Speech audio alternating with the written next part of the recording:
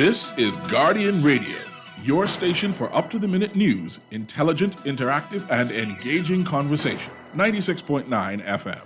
The views and opinions of the hosts and guests are their own and do not necessarily reflect the position of the management and staff of Guardian Network.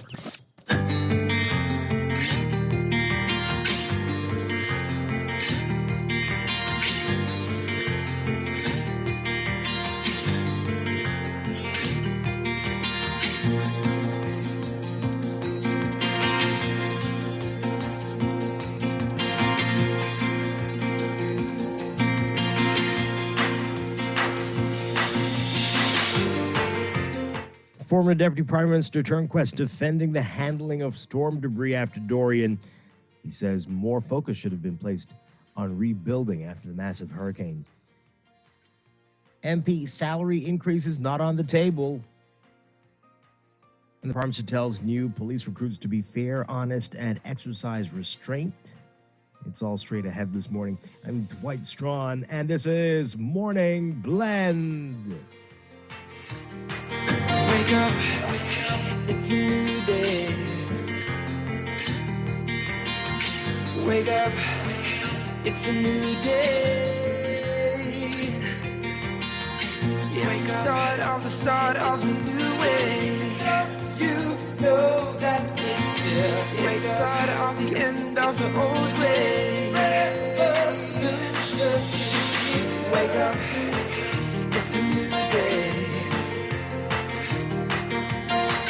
Wake up, it's a new day.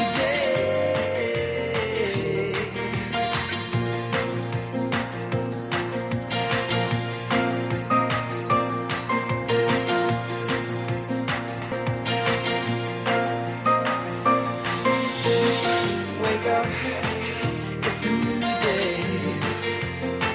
Yeah, Bahamas, it is Friday, February 11th, 2022. This is Morning Blend on Guardian Radio 96.9. Again, I'm Dwight Strachan. In a moment, Laverne Gardner will be here filling in for Stephen Hanna. Coming up this morning, we're going to be joined by the Freedom of Information Commissioner and Org Bahamas talking about where we stand with the Freedom of Information Act and about an upcoming town hall meeting. And that'll extend into our Morning Blend business hour as well. But first, it's time for the overnight, the latest breaking news from while we're sleeping, and the top national and international headlines this morning. Wake up, it's a new day.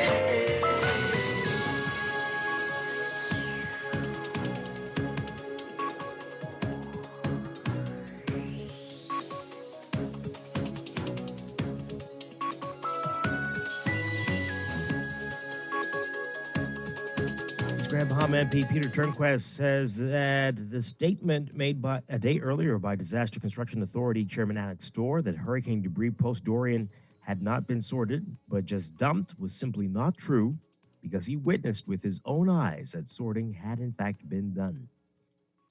Turnquest, who is also the former Deputy Prime Minister and Minister of Finance, telling the NASA Guardian that he observed 3 sites that were set up to stage the debris before it was moved on to a final disposal site, and all 3 sites were very well organized. He says they were very well laid out, and he said into white waste, vegetation, and other solid waste, as well as vehicles.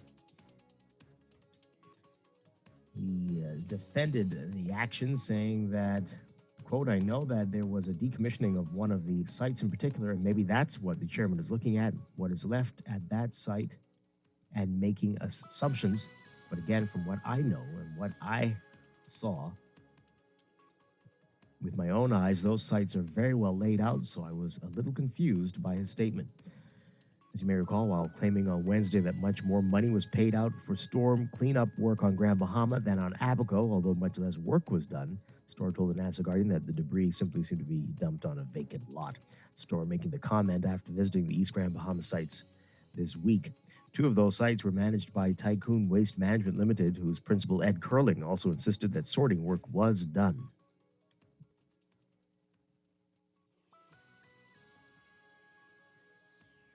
Meanwhile, while he would not speak to whether he thought that maybe people were getting value for money from the various companies the Mints administration and the DRA engaged after Hurricane Dorian, Turnquest yesterday acknowledged that many East Grand Bahama residents were left frustrated and suggested the DRA ought to have focused more on rebuilding efforts. West Grand Bahama and Bimini MP and Minister of Social Services Obi Wilshcombe says the Davis administration will not prioritize increasing salaries or allowances for members of parliament given the country's current economic situation. He says parliamentarians can't talk about salary increases when Bahamians are still living below the poverty line. He says, quote, so many Bahamians are still earning only $210 per week, so to talk about salary increases, it would certainly be more selfish in thinking about ourselves as opposed to the people. Prime Minister Philip Davis encouraging new police recruits to use restraint with the power now vested in them as officers of the Royal Bahamas Police Force. He was speaking during a passing out parade for A, B, C, D, and E squads at the Police Training College, telling them, quote, you have sworn to prevent and detect crime, preserve the peace, protect life and property, apprehend all offenders, and enforce the laws of the Commonwealth of the Bahamas. This is a sacred privilege. You must prize and guard it zealously. You have been vested with great power and authority. Davis says that they should be the epitome of the change they want to see in society, telling the recruits that they must first give respect if they want to receive it. And a man accused of importing firearms into the country remains in custody after a magistrate denied him bail. 36-year-old Larry Burrows was arrested on December 16, 2021, after he returned to the Bahamas with the assistance of U.S. authorities. Prosecutors alleged that Burrows fled to Florida in 2018 to avoid arrest. Bahamian authorities in September 2021 sought help from the Bureau of Alcohol, Tobacco, Firearms, and Explosives, the ATF, in locating Burrows. It was discovered that Burrows was living in the U.S. illegally. Burrows is accused of conspiring with others to import 16 firearms of various caliber into the country between November 2017 to September 2020. Prosecuting attorney Samantha Mia objecting to bail on the grounds that Burrows was a flight risk. She argued that Burrows absconded after local authorities issued a warrant posted for him in 2018. Mia said U.S. authorities located Burrows for Bahamian officials, and he was brought back against his will. On the other hand, attorney Stanley Rolls admitted that Burrows was a proper candidate for bail. He said Burrows had no pending matters or convictions and that not have any gang affiliations. The lawyer saying that Burrows was presumed innocent and the court could impose conditions to ensure that he appeared for trial. Chief Magistrate Joyanne Ferguson-Pratt agreed with the prosecution's contention, though, that Burrows is a flight risk and denied bail. However, she advised Burrows of his right to appeal her decision. And Supreme Court Chief Justice Sir Brian Moree saying that he hopes to establish at least one specialty court before he demits office in July. The judiciary intends to establish a sexual offenses court, a family court, and a juvenile court.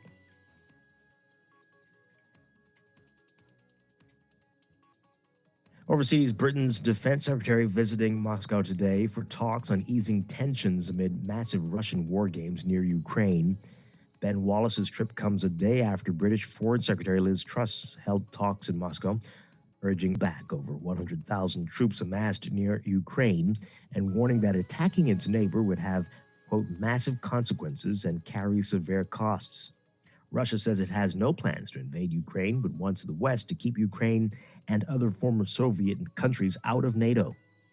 It also wants NATO to refrain from deploying weapons there and roll back alliance forces from Eastern Europe, demands flatly rejected by the West. In an interview Thursday with NBC News, U.S. President Joe Biden repeated his warning that any Americans still in Ukraine should leave as soon as possible. Asked whether there were any scenarios that would prompt him to send U.S. troops to Ukraine to rescue Americans, Biden said, quote, there's not. That's a world war when Americans and Russia start shooting at one another. Amid the soaring tensions, British Prime Minister Boris Johnson warned Thursday that Ukraine crisis has grown into, quote, the most deep for Europe in decades. Russia's troop concentration includes forces deployed on the territory of its ally Belarus for massive joint drills involving firing live ammunition. That entered a decisive phase Thursday and will run through February 20th. The Ukrainian capital is just about 47 miles south of the Belarus border.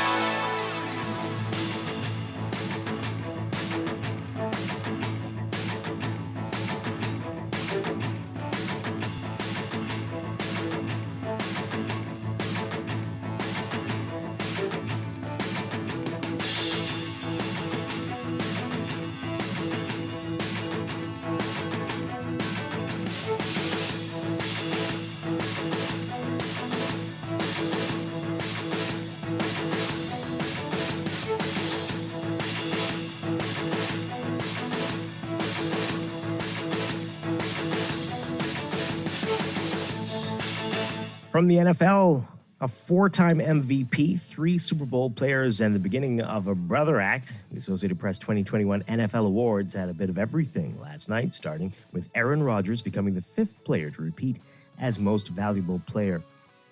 Rodgers saying last night, quote, "It's kind of surreal sitting here. Being a 4-time MVP is crazy." Despite the turmoil of training camp and the headline quarterback when he misled the public on his COVID vaccination, Rodgers' play on the field was superb, so much so that he earned 39 votes from a nationwide panel of 50 media members who regularly cover the NFL. Not even one of his performances in his final season came close in the MVP race, with the Buccaneers quarterback getting only 10 votes.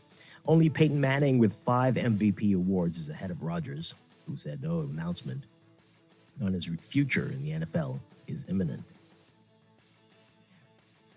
Meanwhile, Rams wide receiver Cooper Kupp got 1 vote for MVP, but he easily took top offensive player honors. Kupp and Cincinnati quarterback Joe Burrow and wideout Jamar Chase will face off in Sunday's Super Bowl. Joe Burrow was named the comeback player and Jamar Chase offensive rookie. Kupp led the NFL with 138 receptions, 1,829 yards receiving, and 15 touchdown catches while leading the Los Angeles Rams to the NFC West title. Unanimous All-Pro. He received 35 votes, far in front of Colts running back Jonathan Taylor with 10.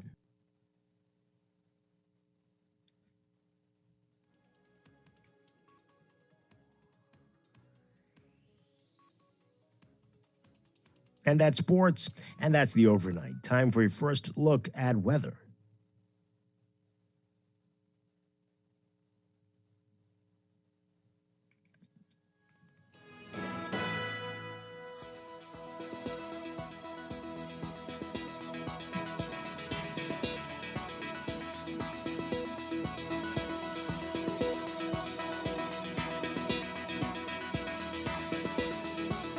Weather for today, we've got that cold front weakening across the central Bahamas now, while high pressure is building behind it. Boaters should be alert for possible waterspout activity, and beachgoers in the southeast Bahamas should be alert for rip currents along easterly beaches. For today, your forecast partly to mostly sunny and warm with isolated showers becoming partly cloudy and mild with isolated showers tonight. Winds northeast to east at 10 to 15 knots, seas 2 to 4 feet. For the central and southeast Bahamas, cloudy and warm with widely scattered showers and isolated thunderstorms near the front. Partly sunny, warm, and breezy in the southeastern islands. Fair, warm, and breezy with passing showers over all areas tonight. Small craft should exercise caution. Gusty winds and higher seas expected in showers and thunderstorms. Winds southeasterly at 10 to 15 knots in the central islands, becoming east to southeast at 15 to 20 knots in the southeast Bahamas, seas 2 to 4 feet in the central islands, but building to 4 to 6 feet in the southeastern islands. 72 degrees right now in Nassau under fair skies. We're looking at highs getting up to around 82 Fahrenheit, 28 Celsius today. Overnight lows tonight getting down to about 66 Fahrenheit, 19 Celsius. The weekend have in store for us. We'll tell you all about that in your extended outlook coming up after traffic in just a bit.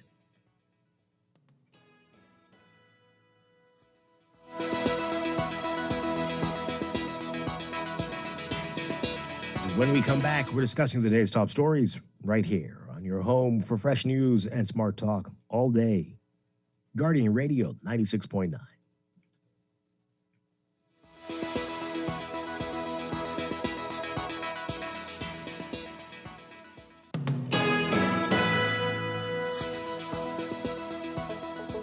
Tired of banks forcing you to use technology to bank the way they want you to?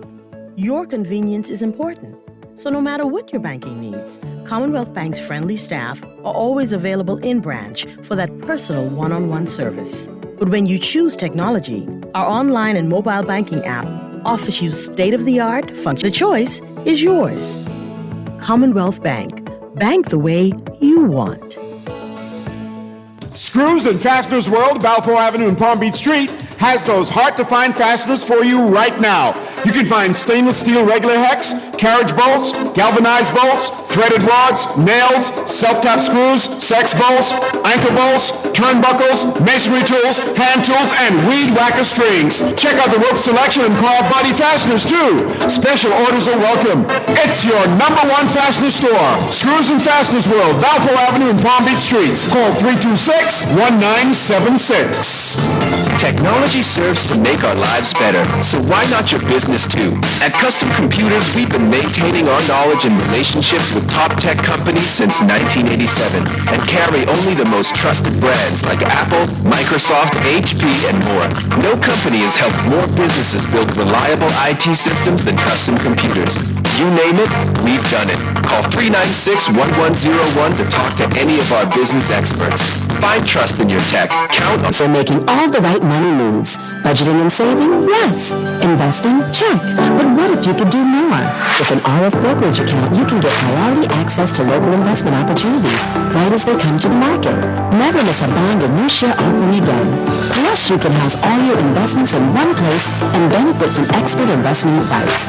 Contact us at brokerage@rfgroup.com to start doing more today. Some conditions apply.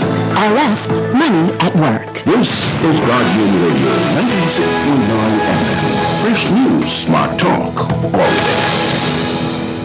Wake up, it's a new day. Wake up, it's a new day.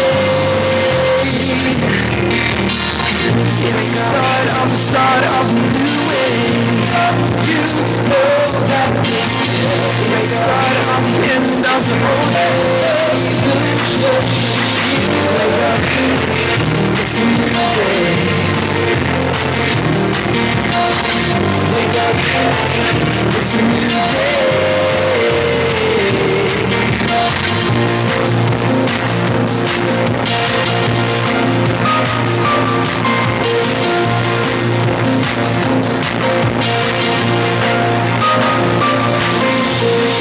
Wake up,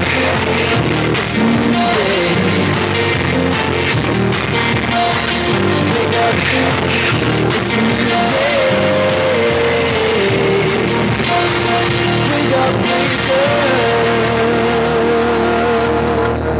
Welcome back to Morning Blend here on Guardian Radio 96.9.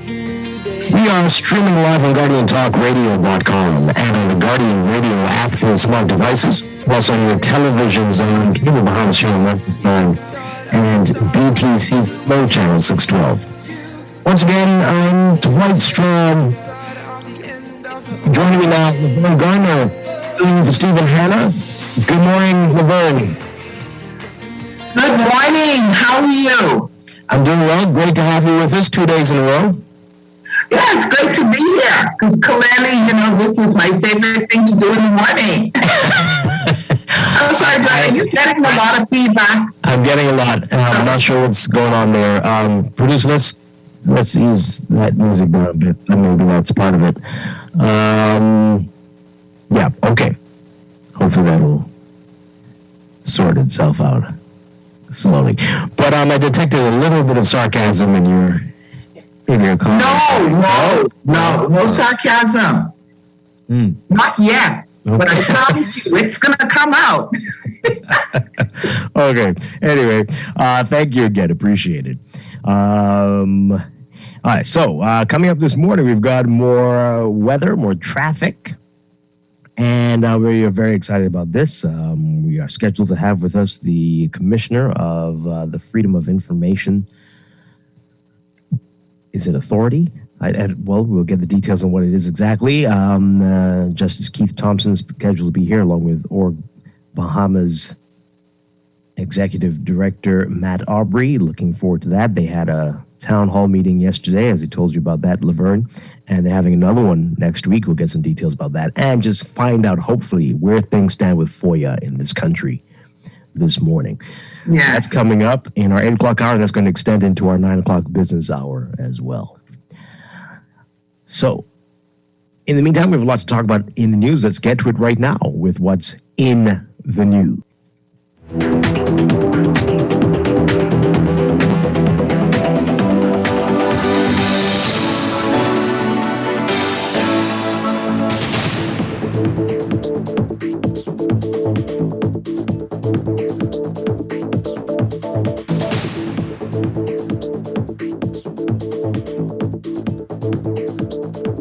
headline in the National Guardian today, former DPM defense handling of the storm debris issue, although Peter Turnquest admits that more focus should have been placed on rebuilding after Dorian, as opposed to, I guess, the cleanup. Our Candia Dames writing about it today. Former East Grand Bahama MP Peter Turnquest said yesterday the statement made a day earlier by Disaster Construction Authority Chairman Alex Storr that hurricane debris post-Dorian had not been sorted, but was just doubly not true because he witnessed with his own eyes that sorting had in fact been done. Turnquest, former Deputy Prime Minister and Minister of Finance, saying, quote, in my observation of the 3 sites that were set up to stage the debris before it was moved on to its final disposal site, all 3 sites were very well organized, very well laid out, and materials were in fact separated. That is, the white waste, the vegetation, the other solid waste, as well as the vehicles. They were all very neatly done. I know that there was a decommissioning of one of the sites in particular, and maybe that's what the chairman is looking at. What is left at that site and making some assumptions. But again, from what I know and what I have seen with my own eyes, those sites are very well laid out. So I was a little confused. We discussed it yesterday while claiming on Wednesday that much more money was paid out for storm cleanup work on Grand Bahama than on Abaco, although much less work was done. Storr telling the National Guardian that, quote, the debris seems to have simply been dumped on a vacant lot. There was no type of sorting. On Abaco, there's at least some type of sorting, even at the worst sites. I can see that some attempts were being made to sort. Storr made the comments after visiting East Grand Bahama sites this week. 2 of the sites were managed by Tycoon Waste Management Limited, whose principal, Ed Curling, also insisted that sorting work was done. Curling, his contract with the DRA came to an end in September 2020 after the DRA decided to close the debris management sites in East Grand Bahama. The contract concerns raised this week by Storr cast a spotlight on operations under scrutiny. Storr claimed that various work had not been completed at a satisfactory level, a claim that Curling shot down. Now back to Turnquest, while he would not speak to whether he thought the payment people were getting value for money from the various companies the administration the DRA engaged after Hurricane Dorian, Turnquest yesterday acknowledged that many East Grand Bahama residents were left frustrated and suggested the DRA ought to have focused more on rebuilding efforts. He said, quote, when you've lost everything, obviously it was a very difficult situation, and the help that you hoped would come may not come in the form or the speed that you want, and so there was tremendous frustration all around.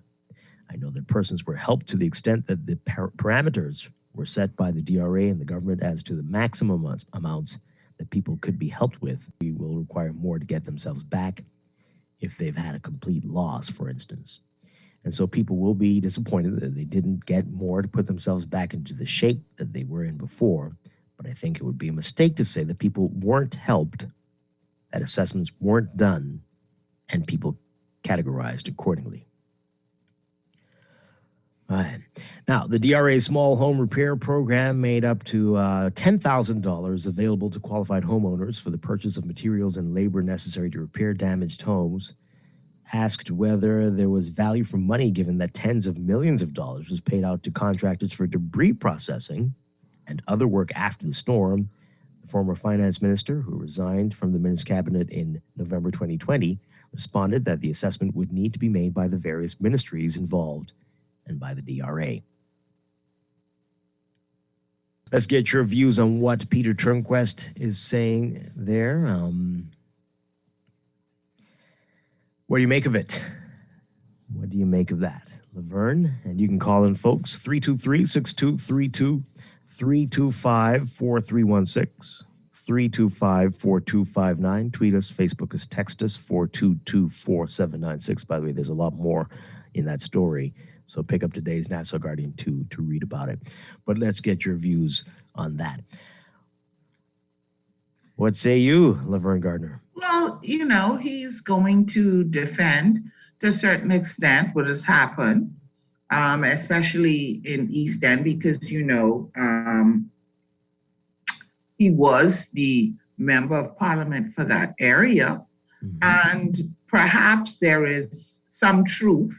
I don't know, because like I said yesterday, I haven't, been down there to say. He's saying that maybe Mrs. Store, I believe it is, the dump site that had been decommissioned.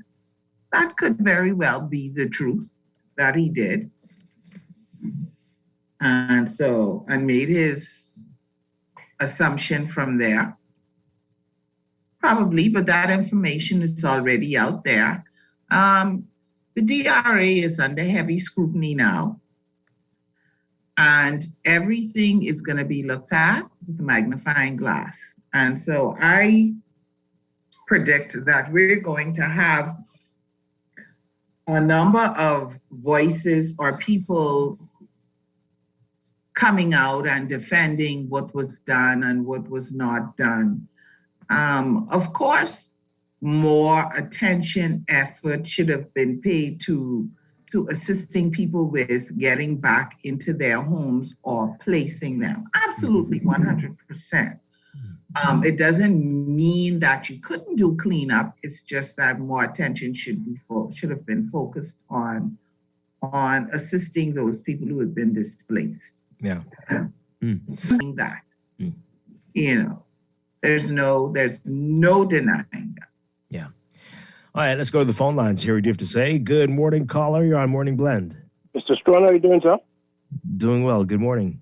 Scott, how are you doing? I'm well, Dave. All right, Mr. Strachan, with all due respect, right? I mean, why all this call Peter Inquest? The man have a case in court for fraud, though? Okay, Dave, just like how you have your views and you are free to express them, everybody is as well. So, okay, you have an issue with what he said? Right. That man have a case in court for fraud. Yeah. Okay, well, people have issues. We're not what do you have to say about this matter? I've been in Freeport.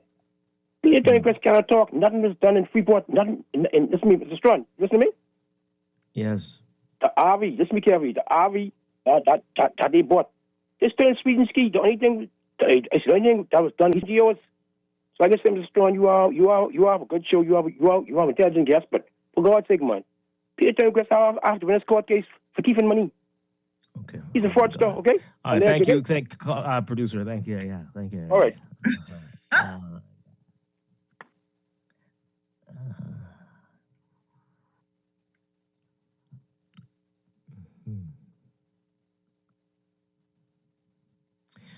Again, you have a right to speak, Dave. Everybody has a right to speak, and what you're saying is oh my Lord. Well, what's happening now. Anybody who was a part of, or any, with all the findings that are coming out now, anybody who may have been impacted in some way or connected in some way, they are mounting a defense, for lack of a better term. So this is what's going to happen, but he's maintaining that there was sorting. And so, like I said, maybe he is correct. Maybe they only looked at the decommissioned site, but Dwight, the issue is that people in Grand Bahama and people in Abaco feel, see, they don't believe that they benefited very much from the DRA. And at the heart of it, that is what it is. There's no one that I know of walking around saying, let me tell you, thank God for the DRA and what they did for us to help us to get back at least a semblance of what we had prior to Dorian. Yeah. And so at the end of the day, that is where we're at. And people have been saying this prior to all of this that's coming out now. People have been talking about this. When you look at East End and the homes that were built,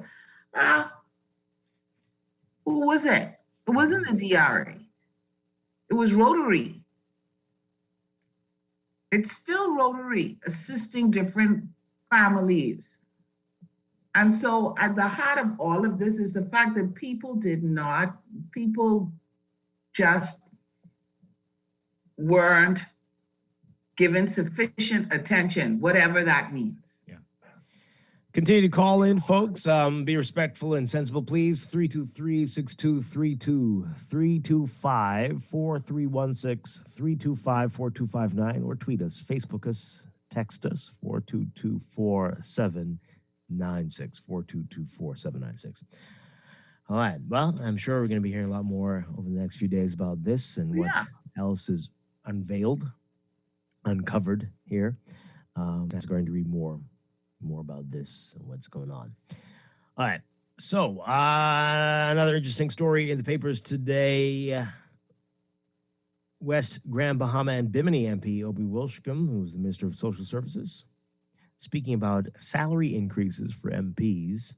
He says that the Davis administration will not prioritize increasing salaries or allowances for members of Parliament given the current economic situation in the country. He told the National Guardian,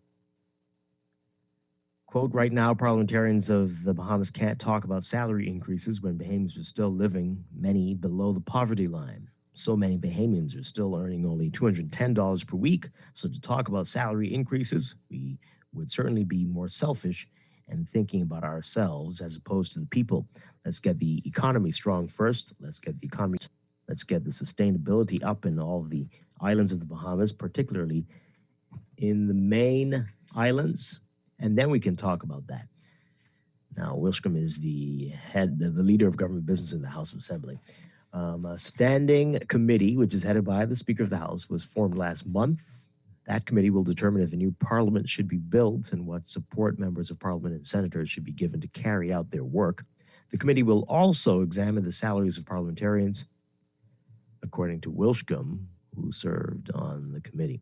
Now, members of parliament are paid $28,000 per year. Senators make $12,500 a year. Ministers with portfolios make about $66,000 per year, and ministers of state make $60,000. The annual constituencies allowance increased from $18,000 to $30,000 in 2015. FNM Senator Ruben Ramming said on Monday that the allowances for parliamentarians are insufficient for them to do a proper job. Ramming, who served as Pinewood MP from May 2017 to September last year, said, quote, we literally pay out of our pocket to do the job because the subventions, the allotments and allowances never properly compensate or facilitate the proper addressing of needs that we have. And it is always difficult to do a proper job for your people because you have to be all things. You are your own secretary, your own runner. The allowance for the constituency office may only allow you to hire somebody at minimum wage. And with that, you really can't expect more than answer the phone, et cetera, et cetera, et cetera. Wilshcombe said an increase in constituency allowance would be good because it would allow parliamentarians to help more people in the communities. He said he was able to employ 65 young men in his constituency during the Christmas holiday. He said if allowances are now being given and the government decides to provide additional allowances for work within the constituency, well, that's good. That's good for the needs of the constituency because it creates jobs and it creates opportunities. In the short term, that's what it would do. It would create job opportunities and improve communities. I want to cause for the transformation of my constituency, and of course, to do so, you need additional funding.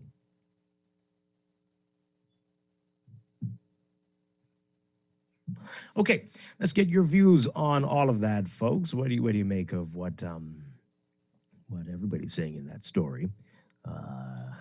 And this is similar to what we heard in the Senate from Michael Halkitis, who was talking about perhaps increasing the allowances as well so that MPs can see about some of the other challenges, perhaps potholes and whatnot in their local government, because that's what those things sound like to me. And the helping of the people constituency, I mean, it's supposed to be for MPs to make better laws to help the That's people how in the they're supposed, constituency. but it's become all convoluted, and there are crossing overs of responsibilities, and yeah. And this isn't just now, this has always been happening. And because they aren't functioning in the role that perhaps they should be functioning in, this is creating, issues. Yeah. All right. So let's. Why is it so difficult for folks to see this? What's the issue? The issue here, because that people realize that we need the MP a lot less, and they want to feel wanted. Maybe. Mm-hmm. Well, I keep saying, if you feel that way, then run for local office, run for local government. Prestigious enough. Oh, okay. Mm-hmm. All right. Well, maybe not in the system that we have in the Family Islands and in your Grand Bahama there, right? But if it were strengthened in the way that these MPs are speaking, right, former MPs, then perhaps everybody would be on the same page and would really understand the roles and what differentiates leader, or whatever you want to call the people who serve in those capacities. Right. Let's get what you're saying about it, folks. 323-6232, 325-4316, 325-4259. Tweet us, Facebook us, text us, 422-4796. 422-4796. Dwight, nobody wants to hear about an increase in salary for anyone right now. Members of Parliament, I should say. So nobody wants to hear about that. Nobody wants that to happen, especially now in light of Contract Gate. Nobody wants to. Right. Well, I mean, hey, the minimum wage discussion is not going anywhere, and the livable wage discussion is gaining traction as well. There's a story about that in today's Guardian Business section. Our Pedro McCartney writing about that. Growing national concern regarding inflation and rising cost of everyday foods and goods has again pushed the issue of a minimum wage increase and the implementation of a livable wage to the forefront of national discussion, with the deputy chair of the National Tripartite Council, Peter Gowdy, noting that while one is needed, now would be a bad time, he says, to implement the other. One is needed, the other one bad. The PLP promised in its blueprint for change that it would raise the minimum wage from $210 to $250 and introduce a livable wage. Earlier this year, Labor Minister Keith Bell said though the matter has not yet reached cabinet, he hoped a livable wage will be rolled out by the summer. Gowdy, though, and he said this before, Gowdy says there's no doubt that the country will increase the minimum wage, but questioned how a proper livable wage will be determined and whether now, in the midst of a pandemic, is the right time. He also says, quote, there's no doubt the minimum wage will increase. The whole issue of a livable wage is, I've never been able to get a definition from anybody that makes sense. So, we can send one to him, though. Absolutely. Did he not read the report that the University of Bahamas did? Apparently not. Okay, need to get a copy of that. Yes. He also says, though, because when you talk about a livable wage, is that for every person in the household or just for one person in the household?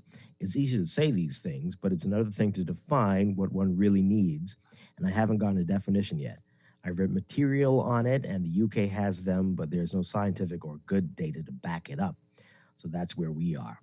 There's going to be a lot of research done by the National Tripartite Council on both the minimum wage and maybe down the road, the livable wage.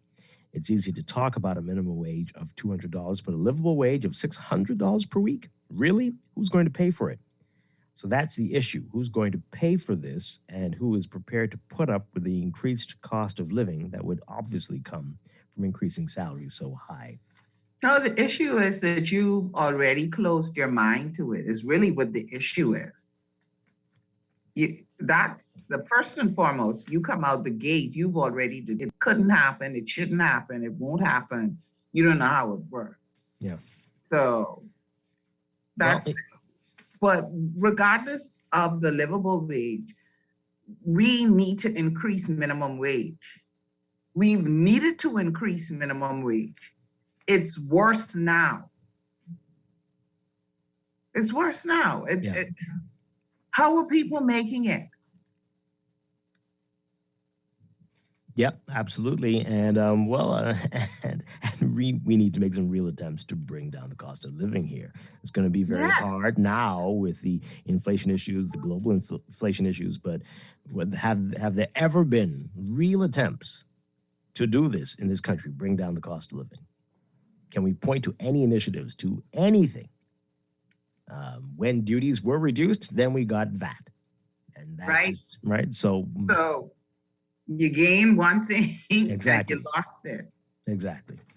Goes on to say, though, quote, we're still in the middle of a pandemic, and so there are a lot of businesses that will close down. So why would you talk about massive increases in wages when people are still suffering? Well, okay. Well, because people are suffering. That's why you need the increase in the wages. Hey, let's continue. And still there. Listen. Why would you talk about massive increases in wages when people are still suffering and lucky they've got a job? See, that's it right there. And that's how people are paid. They're paid with the attitude, you lucky you have a job. Wow. And he says, quote, I just don't think the timing is right. That's my opinion. We're going to increase the minimum wage. The Prime Minister promised it, but we're going to do it based on responsible data. Well, it may be a while before there is an increase in the minimum wage, as Gowdy says. That the special committee on the NTC, the National Tripartite Council, is working on recommendations for the increase. It's still in the information gathering stage. He says, quote, we have to look at cost increases since 2015, poverty levels, that type of thing is what we did the last time in 2015, and we're getting everything together so we can make an informed decision. All right. Hey, let's hear what you have to say about it, folks. What do you make of all of this? 323-6232, 325-4316, 325-4259. Tweet us, Facebook us, text us 422-4796. And Laverne, I think you remember from the conversations we had with the folks at the Policy Institute at UB that, a livable wage is never ever a standard or a requirement. It is there on how to make decisions when it comes to salaries, right? So it's no one's holding a gun to anybody's head. Right, and no one's saying that minimum livable wage. Employers need to pay all of their employees $600 a week. Right. But like you said, it was a guide, and it just showed you how much of a disparity there was between a livable wage and minimum wage. Yeah. Oh, yes. Glaring, shocking, and that is that says a whole lot. But people are very quick to dismiss anything that is trying to help advance the country. Right. It's a very sad attitude. Yeah, honestly, I was sitting here saying, maybe my reaction is a bit too extreme, but I'm happy that you said that. What is he saying here? Right. The other side of the coin with the livable wage, it's designed to show you how things are and what policies, as we said a few minutes ago, need to be put in place to help to bring down the cost of living. So that one of those policies might be increasing the minimum wage. Another might be reducing taxes on certain items. Those are some of the things you don't have to implement. Did we really? We tried that already. Did we really? Now it's back again, and we're all pretending as if it isn't impacting anyone. Right. Well. But those are the things. You don't have to say everybody's going to earn the livable wage. Just letting policymakers and people who can make a difference know that there is that massive disparity between the minimum wage and the livable wage. And in this country, it's great. It's huge. Right. And so and that then says to them, what can we do to ease the burden on the average Bahamian? Exactly. What policies can we put in place? Absolutely. All right. So all of that's going on. We've got the MPs trying to debate whether they should give themselves an increase. They're not going to get us. They're not. No. They're what? That one may happen before you see the minimum wage. No. They say they're not. That's not on the table. Not going to happen. Not going to happen right now. No. They didn't say it's not on the table, Dwight. They said it's not a priority. But I remember the last time. It's both. I remember, Dwight. I don't know if you recall. I remember the last time when there was a discussion or there was talk about there being an increase for ministers. And one of the ministers came out and said, oh, no, these guys don't need an increase and whatever. And he shot it down. He said, that's not going to happen. And I'm telling you, in a month or so, it happened. Yeah. Wow. All right. Let's hear what you're saying on the phone lines. Good morning, caller. You're on Morning Blend. You're on the air. Good morning. How you doing? Doing well. Wonderful on too, right? Good morning. Are you on speaker? We can barely hear you. Yes, you can hear me now? Okay. Yes, it's much better. Okay, wonderful. Yeah, according to a senior journalist, when they made their research, they found out that our members of parliament are one of the lowest paid in the Caribbean. Okay. That's what they found out. And I know now is not the time, according to voices, for them to be raised.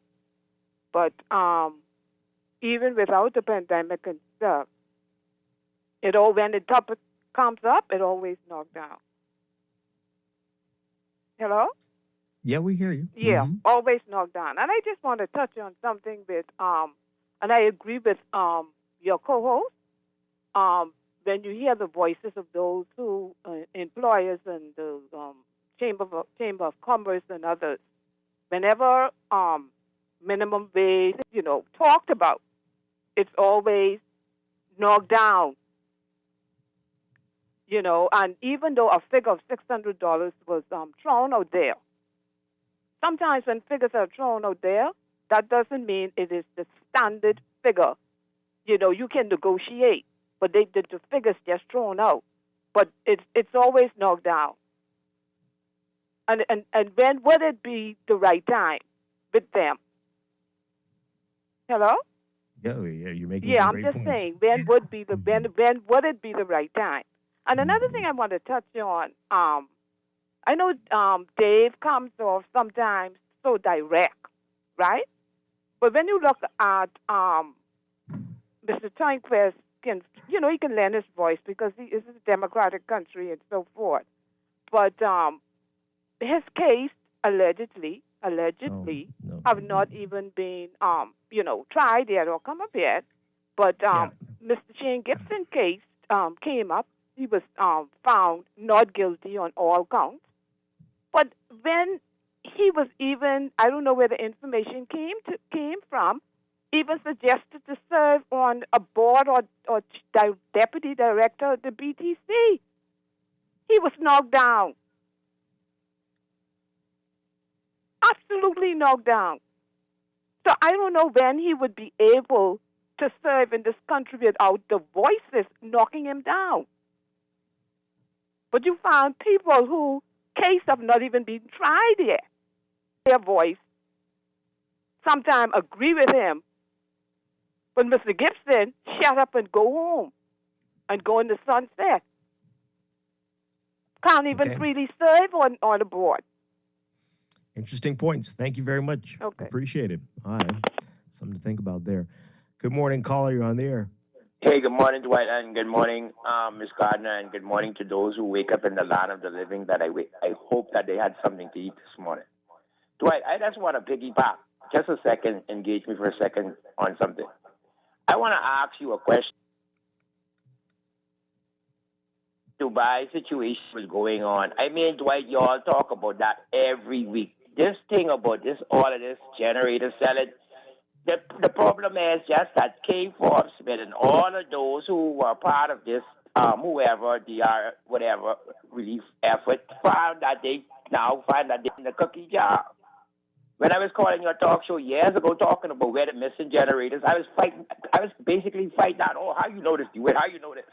I keep telling you, until this government change, that's when the truth would have come to light, and it's coming, Dwight. You will have plenty stories to talk about. The Guardian popularity of selling paper should go up off the F&M. Bunch of thieves. Wow. Okay. Thank. My goodness. Thank you very much. Why did Dubai come up? We're talking about the minimum wage, livable wage debate. Why did Dubai come up? What was that? I don't know. We've turned the corner here. Is it Saturday yet? No. Almost. Good morning, caller. You're on the air. Let's talk in a way. Minimum wage and livable wage. Yes. Hi. We need justice, law, and order in this country. Dwight, that person would take off somebody lucky to have a job. Yes. Their vocabulary is spewing ignorance. This is their country, and they have the rights to work in their country. My other point is, right? Well, he's not saying that you don't. Say it again. He's not saying that you don't have the right. He's just saying that. I didn't hear you. He's not saying that you don't have the right. He's just saying that the time to talk about that kind of stuff is not quite lucky now. Right. To have a job. This is right. So people are struggling. Companies are struggling. All the things that are going on. Instead of talking about raising. Comment. Well, I mean, if you were an employer and you're struggling, it might not be. It might not be an ignorant comment. You're like, you know what you're saying. If I have to pay any more, I'm going to have to shut down or let people go. Okay, let's get to the local government. The general government going to spare him before I make my comment. I mean, I don't know what you mean. We have a form of local government now on the Family Islands and in Grand Bahama. It's not the type that empowers those communities to make decisions on their own. They are heavily reliant on the central government. And what we're hearing from the MPs, especially those in the Senate over the past few days, is that they are considering, maybe it should be considered, that we give MPs more money to do things in their constituency.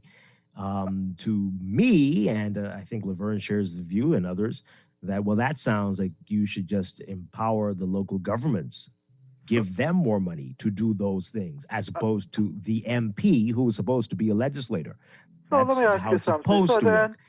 You got public works, right?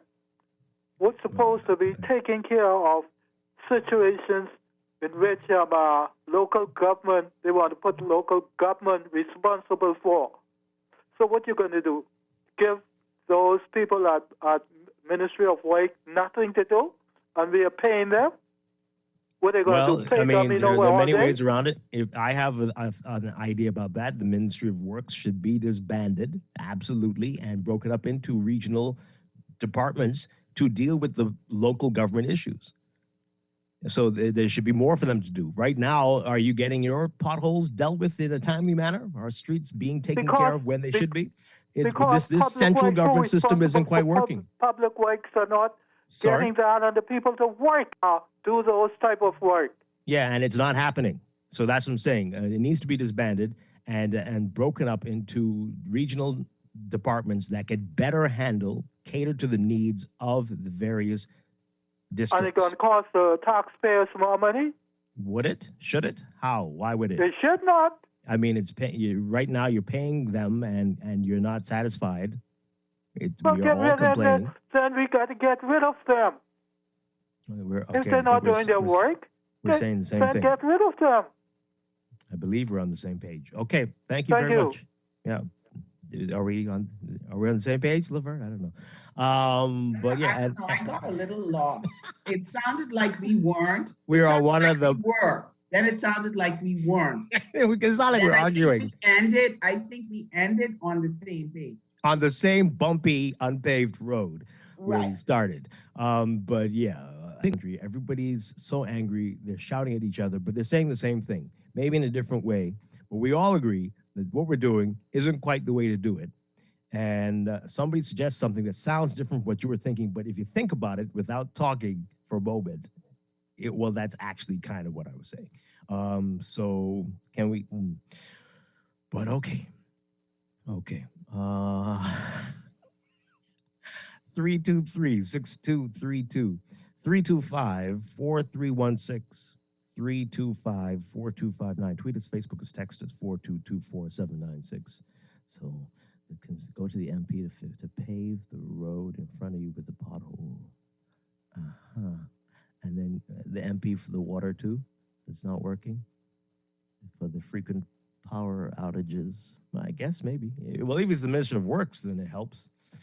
But you know, folks, I know this is what we've been doing, but this is not the way it's supposed to be. And all the other countries that share this model, they have recognized that, and they don't do it either.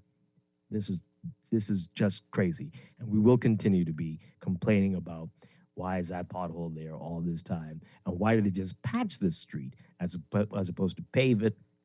Why is the MP complaining about not being able to meet the needs? Like, what? But the laws are crazy. Are you fixing the laws? What are you concerned about?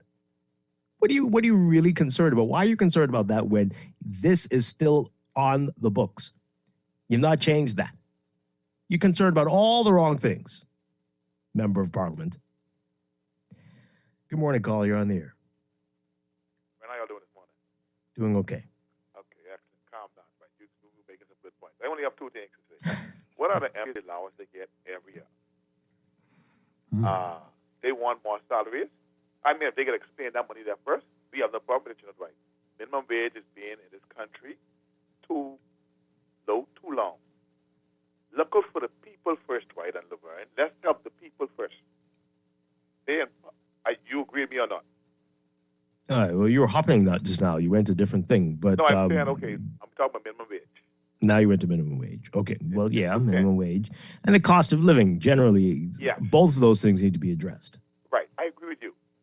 But on the next point I have to, Dwight, let's find out what they do with the constituency allowance, what they get annually, every year.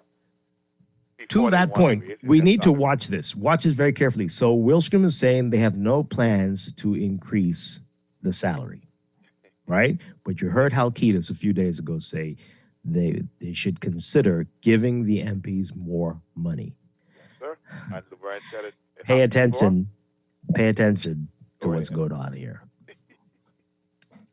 That's all I have to say. That's and along with your question there, right? So. Yes, boy. Okay. We got this final call before we go to break. Yeah.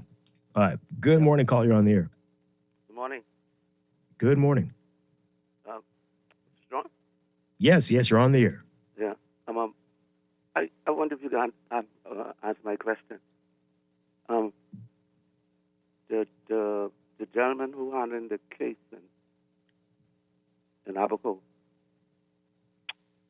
with the finance and whatnot. I'd like to know. I'm not sure who you mean exactly. Which case? What? This thing with the DRA, Alex Storr? He's an accountant, right? And he's the executive chairman. I'm not sure what his profession is of the DRA. I wonder if he could look into. We have a situation here in Nassau.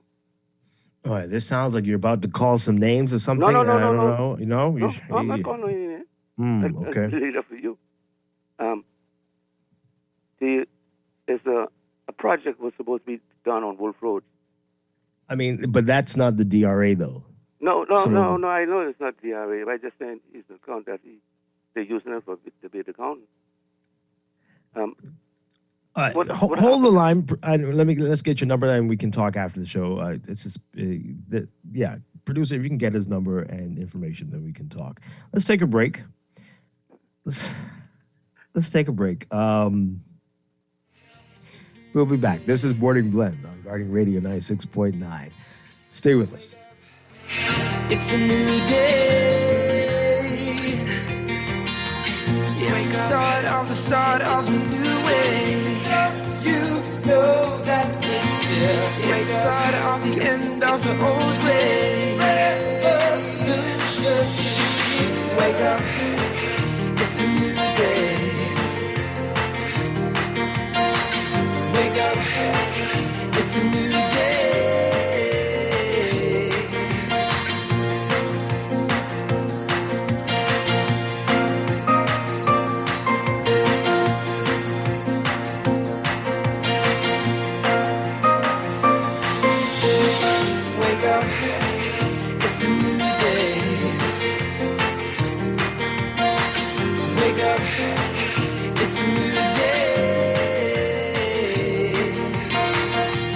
heartbreaker.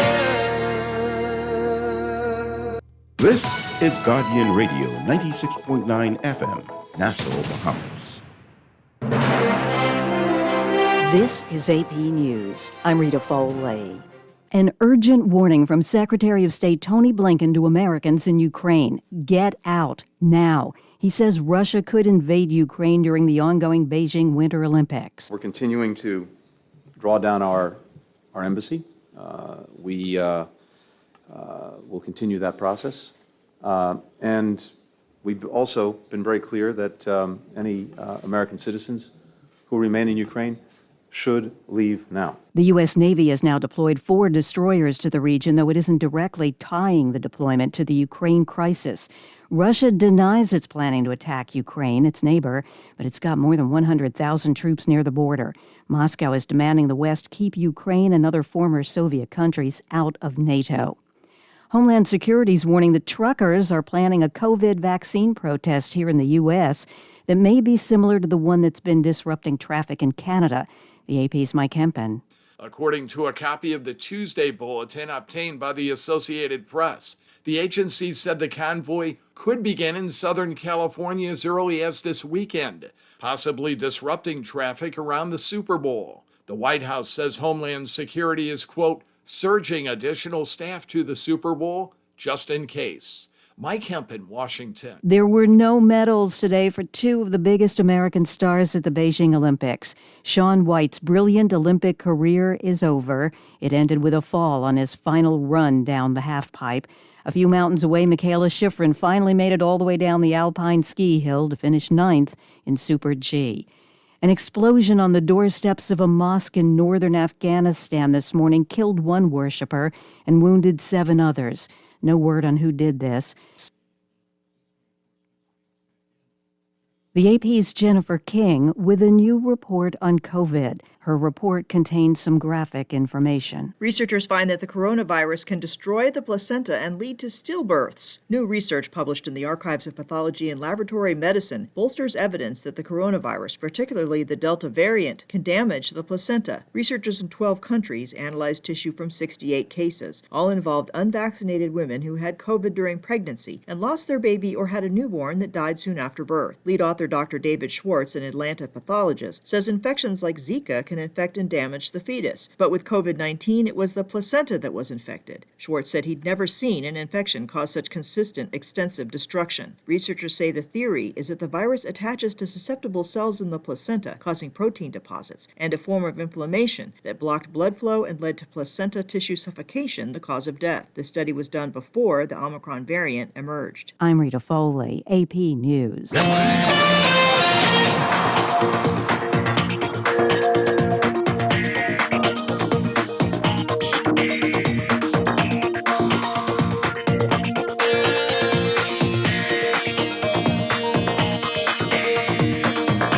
First look at traffic for this morning, brought to you by RBC Royal Bank. In your real-time traffic, we're seeing heavy traffic on Mile Butler Highway from the roundabout, the Fire Trail roundabout, all the way up to Tonic Williams Darling Highway. That's in the northbound lanes. Over on Gladstone Road, a similar story from just north of Fire Trail up to JFK Drive. You can see that in the northbound lane there.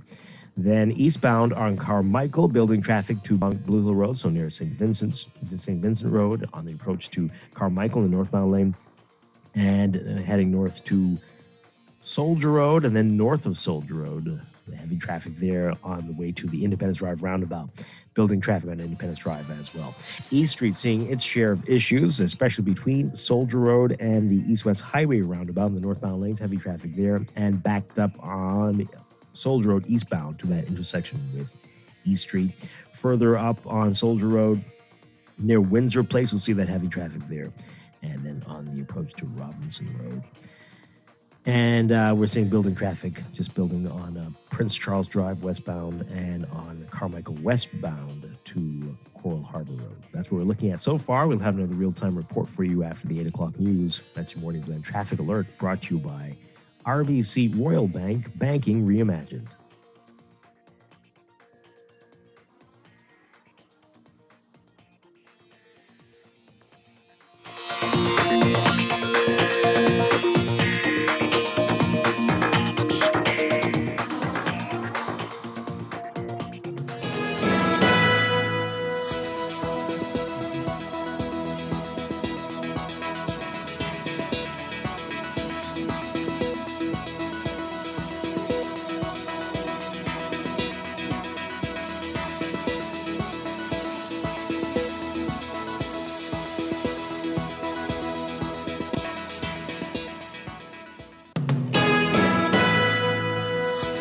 Time for another check of your weather for today. We've got a cold front weakening across the central Bahamas now, while high pressure is building behind it.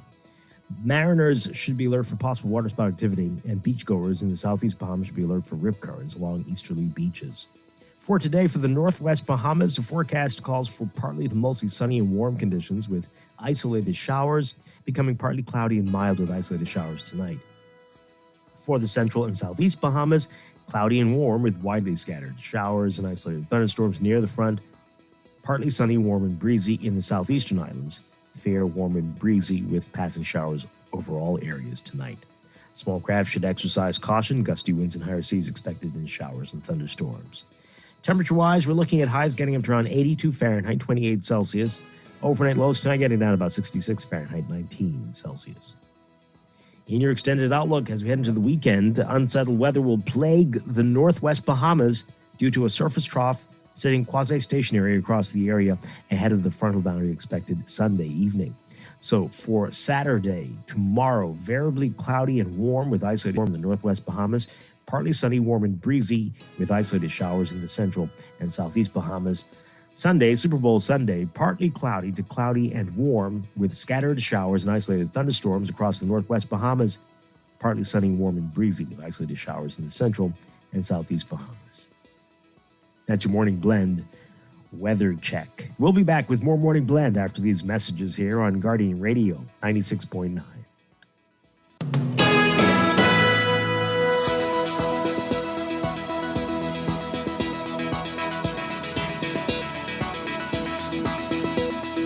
Whenever you want, wherever you are, for all your banking needs, we make it easy. CIBC, First Caribbean, we've got all your banking solutions. CIBC, First Caribbean. CIBC, First Caribbean. Technology serves to make our lives better, so why not your business too? At Custom Computers, we've been maintaining our knowledge and relationships with top tech companies since 1987 and carry only the most trusted brands like Apple, Microsoft, HP, and more. No company has helped more businesses build reliable IT systems than Custom Computers. You name it, we've done it. Call 396-1101 to talk to any of our business experts. Find trust in your tech. Count on Custom Computers.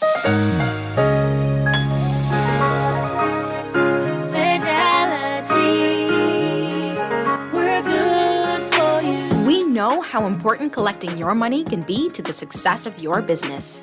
Start your relationship with Fidelity today so that we can show you the many options available to you with our merchant services. From click and pay options online to merchant terminals and e-commerce options. We're here to help your business succeed. For more details, speak to one of our business development officers at 356-7764 in Nassau or 352-6676 in Freeport. Visit our website at fidelitygroup.com or visit any of our branches.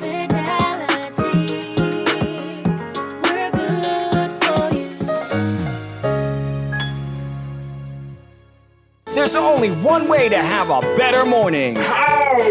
Start your mornings the best way with our 2 for $6 breakfast sandwiches at Wendy's. For a limited time, choose any 2 of your favorite breakfast sandwiches, including the fresh Strachan sack muffin, honey buttermilk chicken biscuit, double sausage muffin, or the sausage, egg, and cheese biscuit. Wash it all down with our cold brew shake or coffee. Better mornings always start at Wendy's. Wendy's, different inside and out. Excludes airport locations. Good day, Airborne Freight and Cargo Services. How may I help you today? Hey, listen, I just heard about you all, man. Yes, sir. How may I help you, sir? I hear you all giving out free things. And I's a mom with 12 children. Sir, if you're ordering with Airborne Freight and Cargo Services for the first time, we will be giving you prizes just for shipping with us. Hold on, wait. What are y'all giving out so? Well, we're giving away gas vouchers, coupons from various outlets, up to 20% off your shipping fee, and so much more. Could y'all please stop slamming my door? None of y'all pay no bills inside here. Sorry about that, Mom. Hey, y'all is ship double shoulders cause this woman expecting twins again, Dread. Airborne Freight and Cargo Services. Get rewarded for being a new customer on top of our ready low rates. Call us at 377-0450 or visit us on Facebook at Ship Airborne for more information. Whenever you want, wherever you are. For all your banking needs, we make it easy. CIBC, First Caribbean, we've got all your banking solutions. CIBC, First Caribbean. CIBC, First Caribbean. This is Guardian Radio 96.9 FM. Fresh news, smart talk, all day.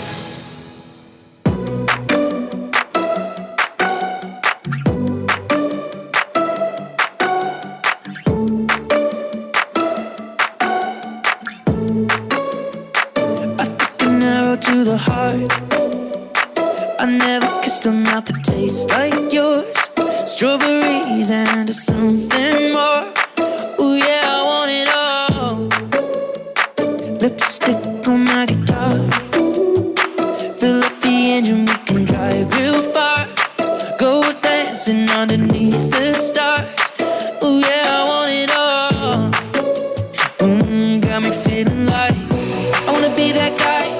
I wanna kiss you right and got your smile.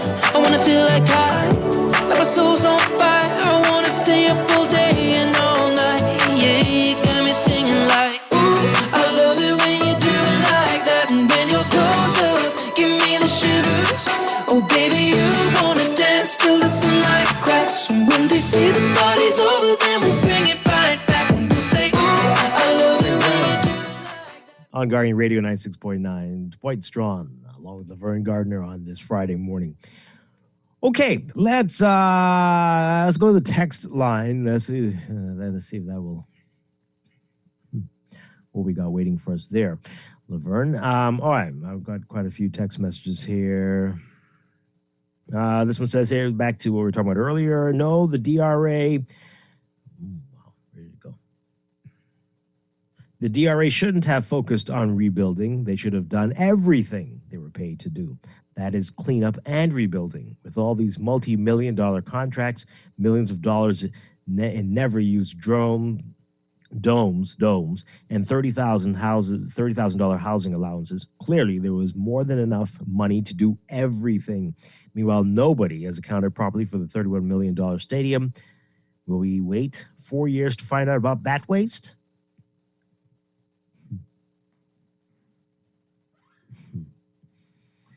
Yes. My goodness. Because we only find these things out when governments change. Seems so. This one says here, this is back to the salary increases, which is not on the table. Not on the table, they keep saying. No priority. No, but possibly giving more money to the MPs for their constituencies. Right. That is something different. Very different. Very, very, very different. Yep. Anyway, maybe if the clowns, this is a text, would allow local government, they won't have the issue of having to pay out more out of their pocket. It would be the local managers' problems. Dwight, did you send that text? I didn't. That's it, because it sounds like you. And I would never use words like clowns. No. This one says here, I cannot support the expansion of government through your local government concept. What government process or agency works well now? You're saying that because of the system we have. Trust me on that one. Trust me on that one. Anyway, let me continue to read your text. You're forgetting that we are very good at corrupting at any system. So then we should just give up, fold up, and leave. Sink? What are you saying? We will never get better if you feel that way. So what are you suggesting? Let me continue to read your text.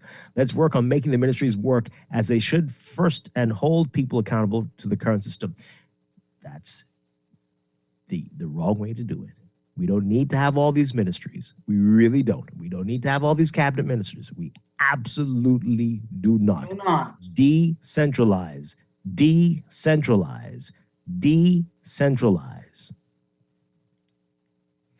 But you're going to continue to be sending text messages like that for years. If we continue this, you will. This is back to the minimum wage issue. The timing for raises will never be right, but we must move forward. Another one. There's never a right time to introduce a livable wage. Do the right thing. You just do it. Yeah. It's always going to be something. There's always going to be something. But realistically, I mean, and it's just obvious. Continue. Yeah. This texter says there's never a right time to introduce a livable wage. When things are good, they say if you want to get paid more, get qualified. Then when things are bad, they say the economy is too bad. Introduce a progressive income tax and a corporate gains tax that would punish them for parasitic behavior. Punish them. Okay. Well, when you start talking about punish, then the only people get hurt are the people down at the bottom of the ladder. They will punish them. And so they'll be fine. So, okay. The ones at the top will always be fine. They can always stand on the backs of the people further down. So anyway, this person says, I keep hearing this talk about our members of parliament being the lowest paid. Was that before or after the taxes? We don't have an income.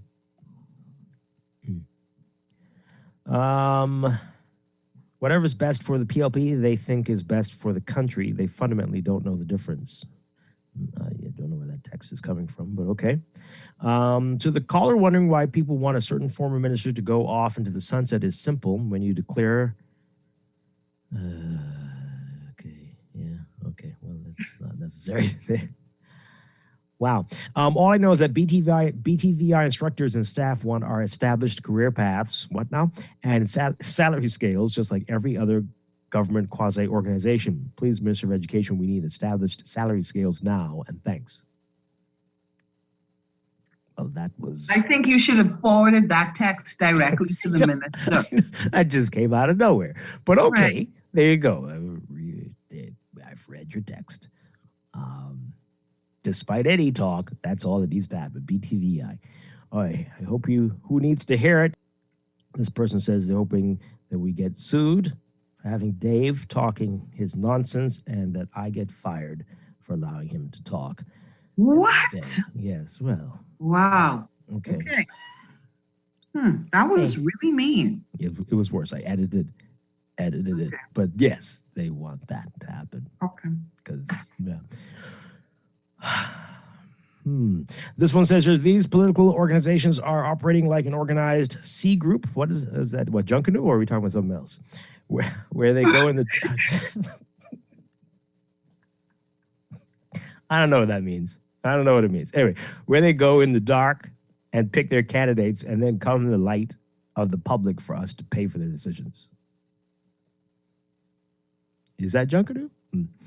Another one says, when the guy tells the girl that he's not going to cheat on you anymore and she gives him another chance and he still cheats on her, that's you and Dave. Every time you give him very foolish.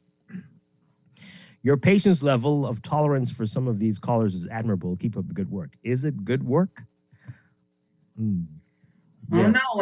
In one text, it's good work. In the other text, you should lose your job. Like you should completely lose your livelihood. Wow. Oh, boy.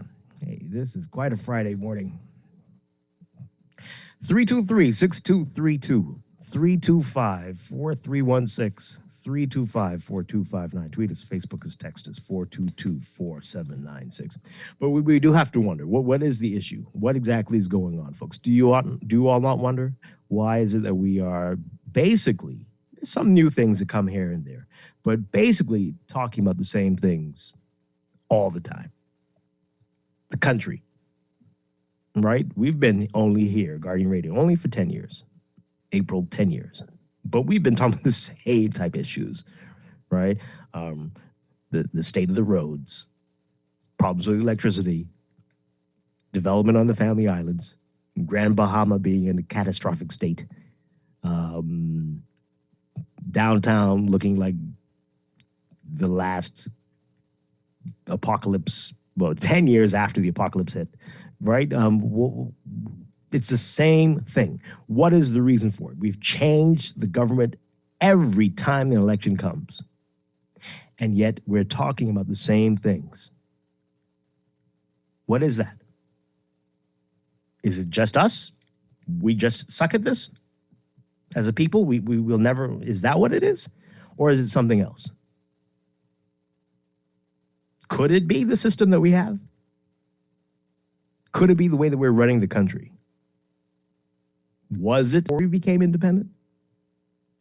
Or was it another version of this because governing from afar for the whole country, which is basically what we're still doing here? Are we not concerned? You all never wondered about this. I'm going to do it one day. I'm telling you, I'm going to run a show from 2013, and none of you will know. Laverne won't be there, and I don't think any of my co-hosts will be there. Maybe Pam. I think. When did Pam come? But you won't know. We'll edit out the names because some of the MPs and cabinet ministers have changed, but it'll be the same topic. It'll be so relevant today. The crime, the children getting shot in the crossfire, marital rape, same thing. Citizenship rights, changing the Constitution. Should we have a lottery? 10 years. The longest running 10-year drama. And it's been going on long before us. And I suspect it'll be going on 10 years from now if we continue like this. Are you not concerned? Or maybe you like talking about the same things over and over. So are you saying that we've made no progress? The dump doesn't catch on fire anymore. That was one thing we used to talk about. And if that's the case, then what does that say about us as a people? The blank's not on fire anymore, but everything else is burning.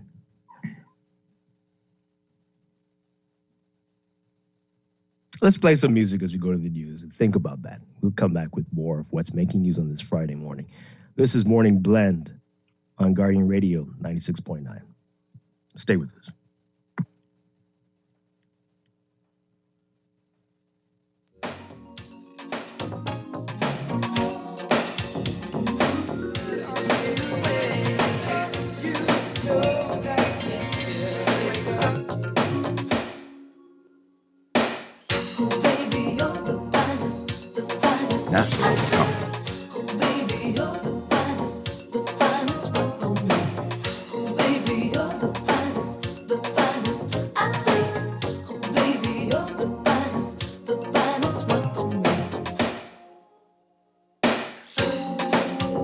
Six 325-4259. Tweet us, Facebook us, text us 42247.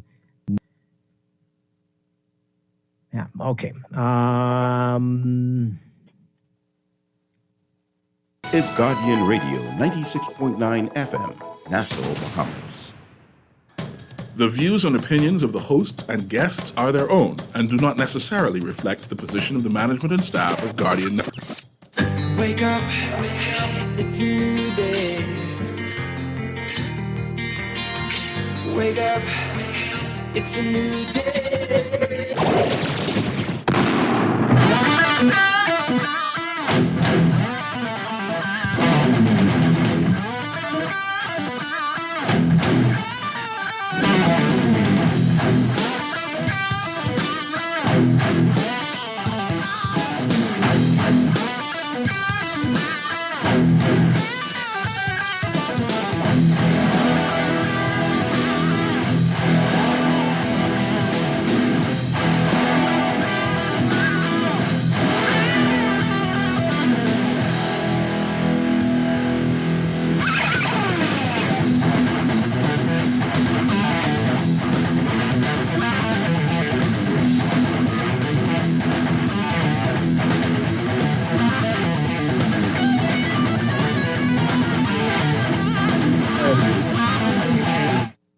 And good morning. It is Friday, February 11th, 2022.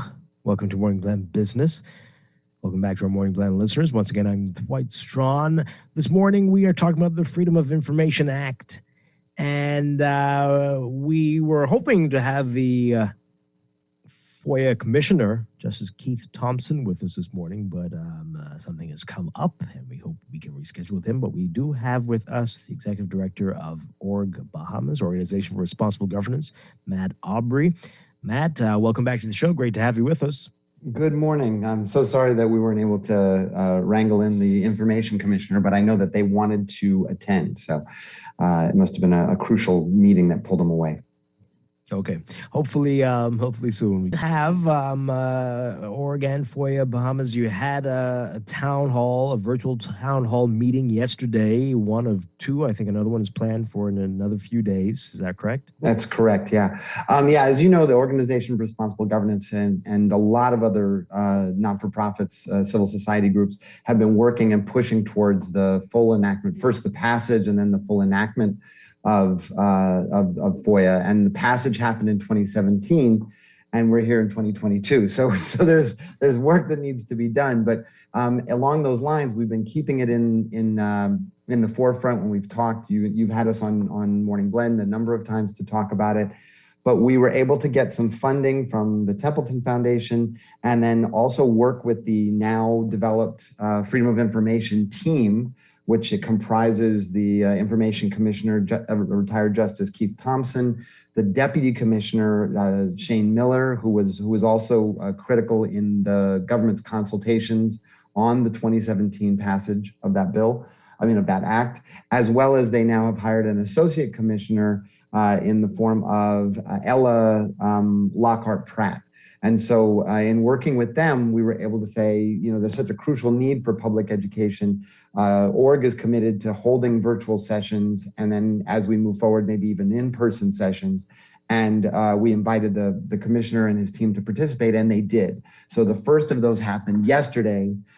We spent a good amount of time talking about and putting some public education together around what FOIA is, what it isn't, what its history has been.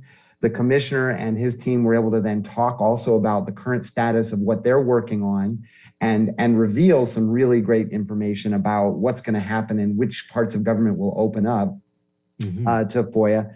And then we heard a reaction, two representatives of the most widely anticipated users of freedom of information, folks from the media, as well as folks from civil society who kind of shared their perspective. Right. And this was yesterday, but we're going to have another one coming up on Tuesday, the 15th, February 15th, between 6 and 7:30. And folks can check that out and find information on Org Bahamas website, Org Bahamas Foundation website, as well as on our main website, orgbahamas.com. And they'll be able to see another version of what we did yesterday. So getting information, but not only just finding about the status, but more importantly, for your own self, what could you do with this newly established and developed right? Right. Wow. Okay. That's a lot. So I'm hoping your memory is good, because I'm going to ask you to tell us other things they talked about. Yep. Before we get to that, though, I don't recall, but maybe you'll know better. This is the first time we've had access to these folks with FOIA Bahamas. Is the first time they've been talking publicly? They were the commissioner and the deputy commissioner were appointed earlier this year or early last year. There was some media discussions they've had, and then as they've appointed an associate commissioner rather in the fall, they've started to put out more information. So they actually have a Facebook page as well, and so if you can subscribe and keep up to date. But it's been the more information has been around the general concept. Mm-hmm. What we did hear from in the House of Assembly, it was presented that there would be 10 agencies that would be identified that would be accessed and opened up for use of government. And if you give me a minute, I can actually even speak to what they announced yesterday. Mm-hmm. So the Freedom of Information Unit, and they had come from Cabinet earlier this week, that the 10 agencies that would be developed, and let me pause for a minute, actually take a quick step back. We over the past number of years, not only has the government, but Oregon and other groups, we've accessed and looked at who else is out there and what types of work do they do in FOIA and how do these plans get enacted. And in 2019, Dr. Lisa Benjamin, who is has a focus in environmental sides, but also is very well involved in the development and the push forward of this act, did some research to show what are some of the best tips related to enactment. And one of the things that she saw that across the region and the globe, when they've done this successfully, it calls for a gradual development. So such to say that it's not such that one day you flip a switch and all of government is ready to respond. And the reason for that is twofold. One, if you started in a gradual space where you're starting with what they call, low-hanging fruit, areas that would be used pretty frequently for freedom of information, it's able to target government's need to change in these specific agencies. Whereas if it was trying to adopt a whole of government approach, the adaptation, training, technology involved would actually delay the enactment even further. So the focus on 10 agencies allows them to get out of the gate sooner than if it was looked at as an overall agency, but it also gives a critical opportunity for the public to provide information on the ones that are now available. How is that working? So that as we then further develop it, there can be more citizen input on making sure that this is used and responded to.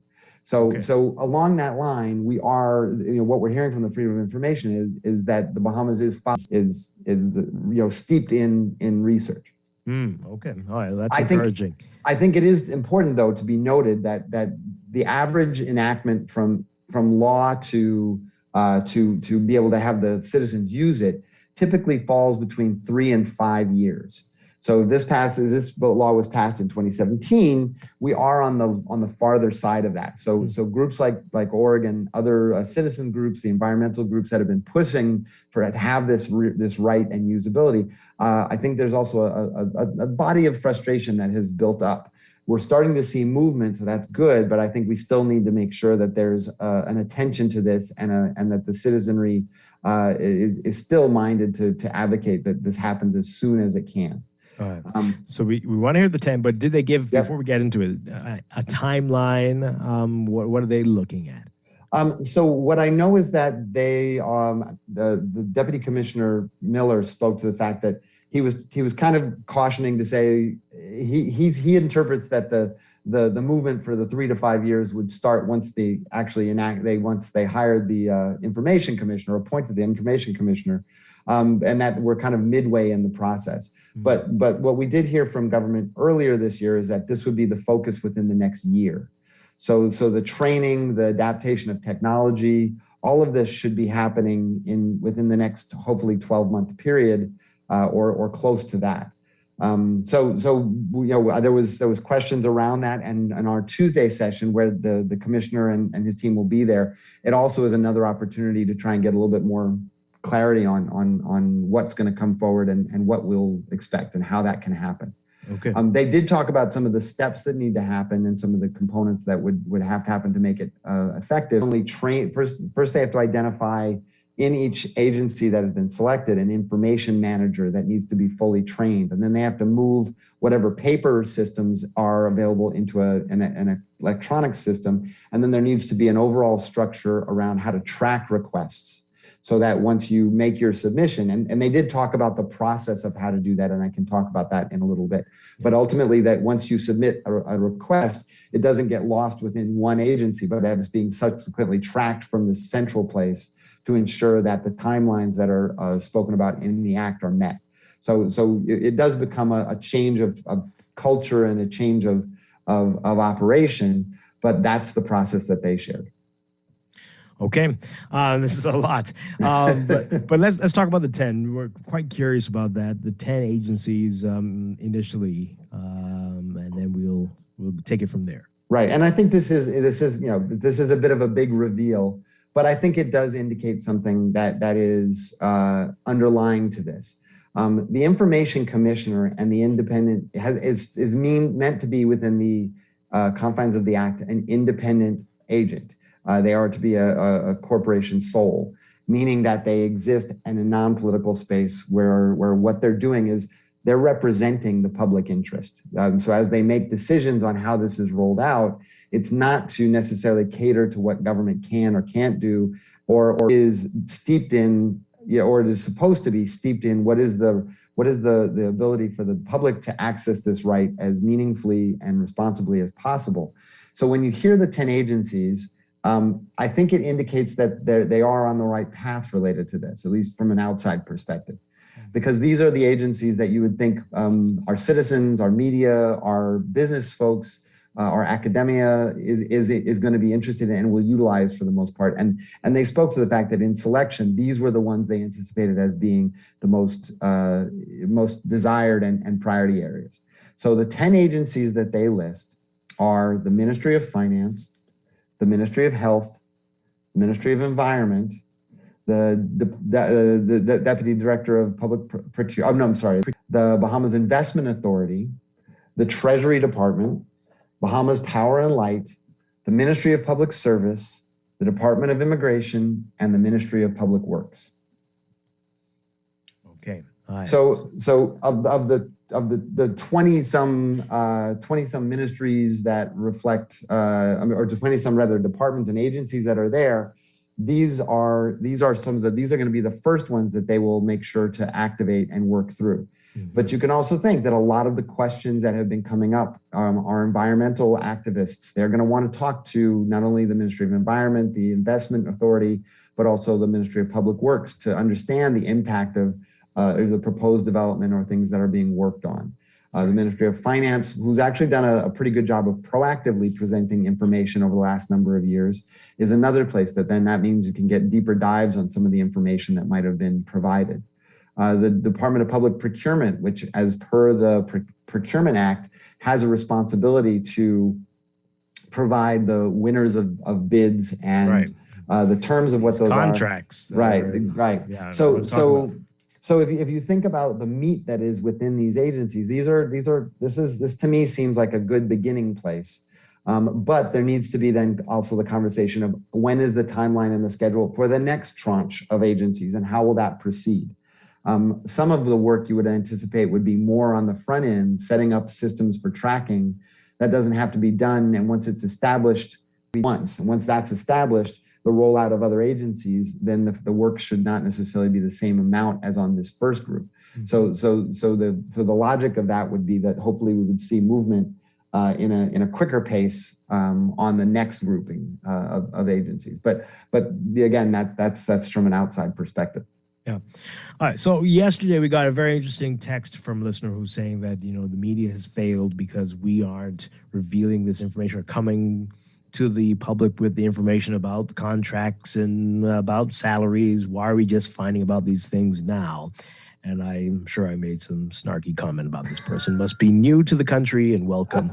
But let people, we might have to do this often, explain what's held us back and explain why it's so important for us to have a Freedom of Information Act functioning. Right. So, the Freedom of Information Act, just to establish, it grounded in what it is, as I said, it's a 2017 law, and it fundamentally grants public access to information that government holds and uses. So it's a right to information. It's put forward, and what they see is that in countries, it becomes a platform to enshrine transparency. So as to your point, if there's stories or there's information that's out there, but you only have access to partial of it, then the stories are going to reflect that limitation. It deepens democracy because it gives citizens, media, academia a greater insight as to what's going on in the decision making, and they not only make comment on that, hold accountable, but in more instance, my priority, I think, is also being involved in developing solutions. I think, the theme of what you and Laverne have been talking about all morning has been, we keep making these same loops, and they seem very similar. Mm-hmm. So we need to then kind of change and focus our attention a bit off the immediate into the long term. And it's hard to do when you don't have access to the full information. And secondarily, when historically you've got a government model that retains most of the information, there becomes an underlying skepticism and lack of trust. So even when government does put forward new initiatives or new policies, if there's a lack of public trust or a significant amount of skepticism, people may not take advantage of it. We see there's a group of folks that haven't moved over to utilizing the online services because they still believe that the challenges they had when they were in person might still exist, or folks who aren't going on the public procurement or registering for the public procurement site because for years they were turned down in instances, and they believed that it was based on the strength of a proposal.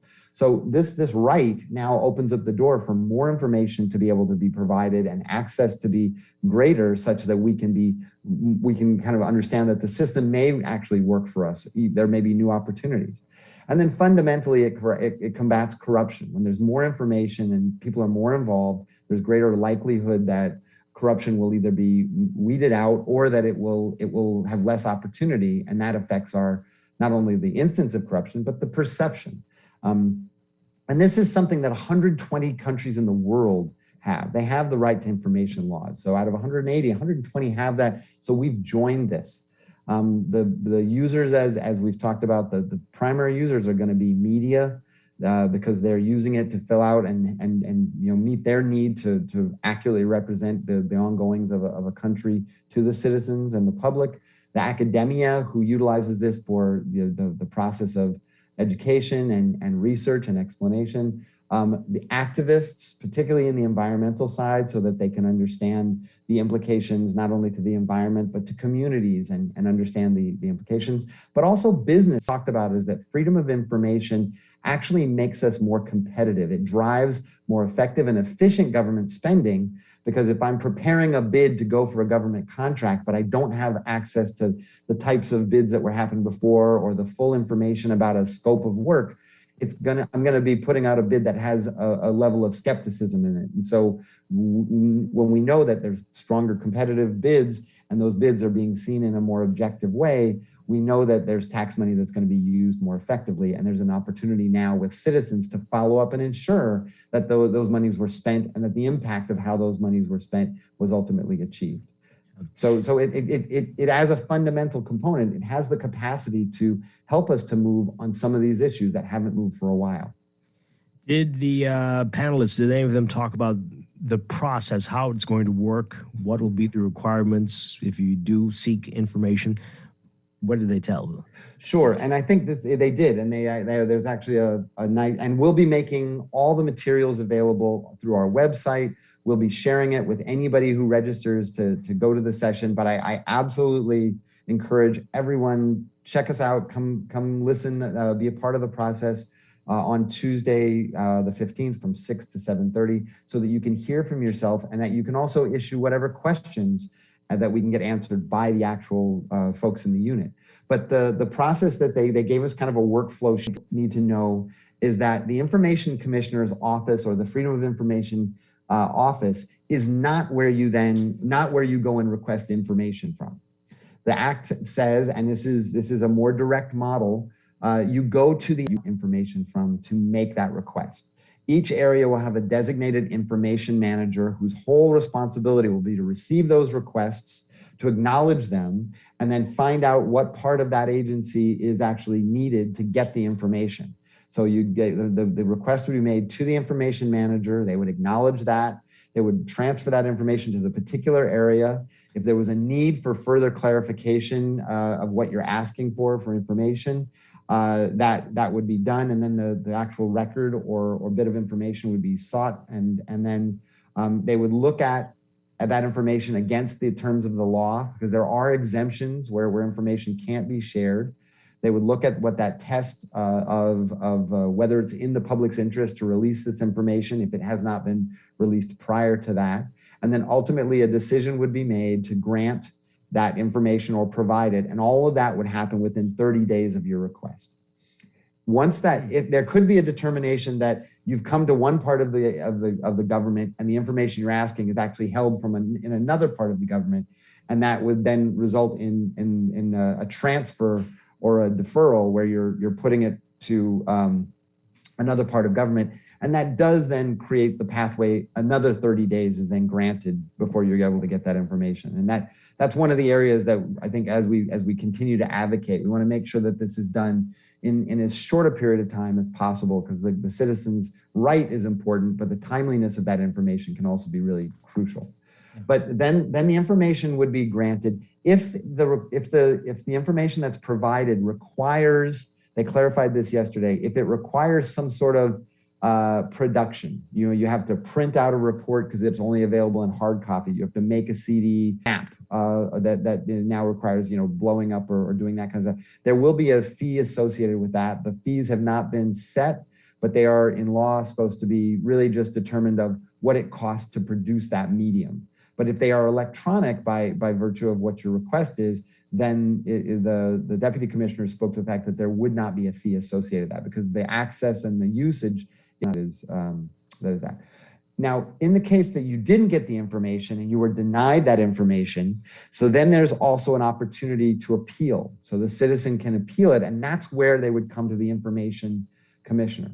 So first they would ask for an appeal within that government agency, and the government agency has 30 days to review that appeal. It would go to the minister or the chief officer in that area, and that internal review would also have to happen within 30 days.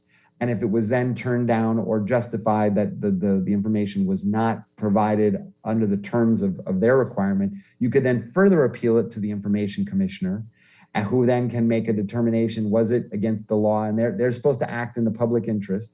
Was it denied? And if so, could part of it be offered forward, or is there a timeline on this?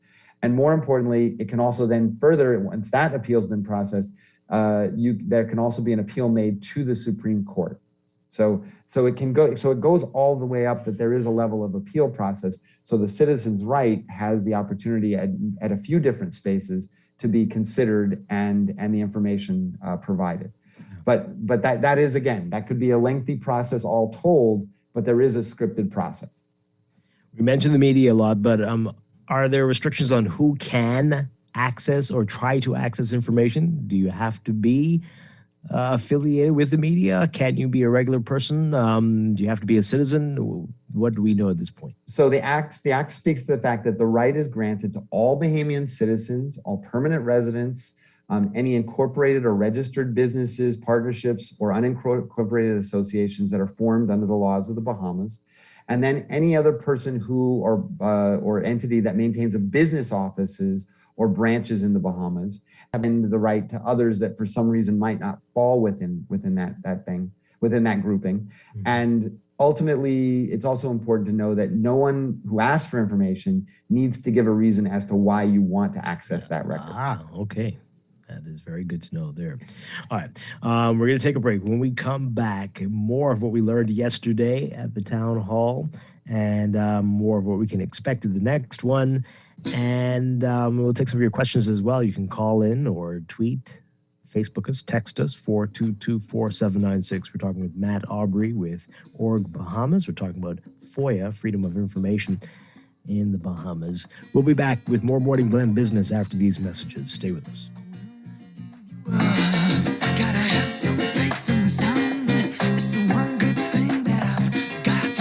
I won't let you down.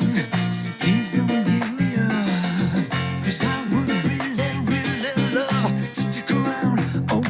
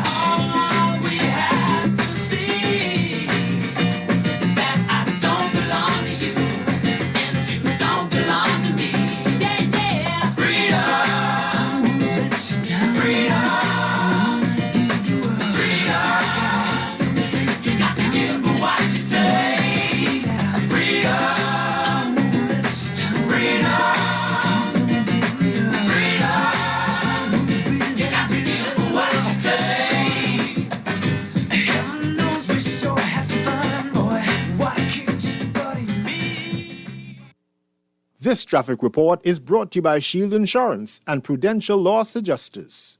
While look at traffic, we still got some congestion delays hanging out here this much after 9 o'clock. Gladstone Road still has a traffic line attempting to get up there onto JFK. It's shorter, but same thing. Traffic line going through the Blue Hill Road traffic light is not so bad now on Blue Hill Road to really get to the crest of the hill, getting over the Tony $1 million roundabout, but you got a little bit of slowness there.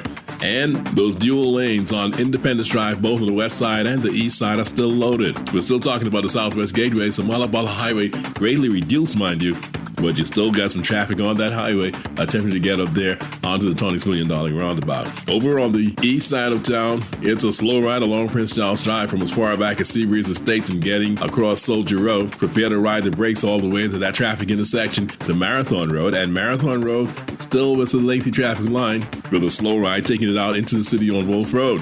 Same thing is happening at the intersection of Wolf Village, Burnett, and Soldier Road. It's busy in there on all sides with traffic flow. May take a while for that to clear up as well.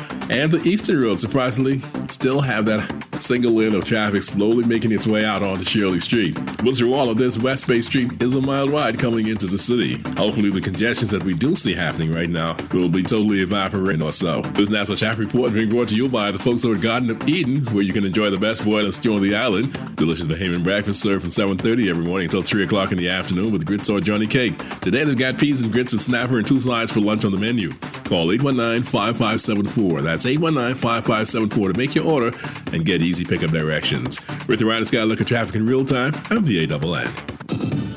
Michael was in a horrible car accident. Prudential Loss Adjusters managed his claim and got him the settlement he deserved. Sierra's roof received hurricane damage. Thanks to Prudential, she and her kids are happy with their claim settlement. Tammy fractured her ankle in a slip and fall. Prudential saved her time, money, and peace of mind. Prudential Loss Adjusters are here for you whenever a tragedy strikes. Call 322-4026 now. Don't wait for disaster to strike. This hurricane season, be ready. Protect your home with an affordable look from Shield Insurance. You can't control what nature blows your way, but with Shield Insurance, you can rest easy as you ride out the storm. Protect your largest and most valuable investment. Don't take a chance. Put your home in our hands. Shield Insurance agents and brokers in Nassau, call 356-7202 or Freeport 352-5945. Ready to save? You can put $100 into the CFAL Savings Express Plan and make sure your money keeps growing. Earn interest on your savings while you're sleeping, eating, or standing in line at the bank. Ready to invest? Start by putting $1,000 into our mutual funds and earn interest there too. Because at CFAL, your interest is our interest. Visit CFAL.com to start now. CFAL, growing wealth for future generations of Bahamians.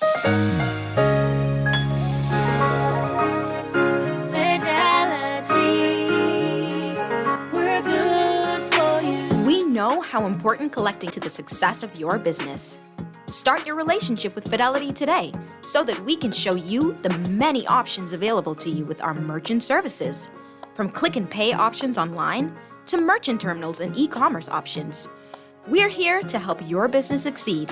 For more details, speak to one of our business development officers at 356-7764 in Nassau or 352-6676 in Freeport. Visit our website at fidelitygroup.com or visit any of our branches.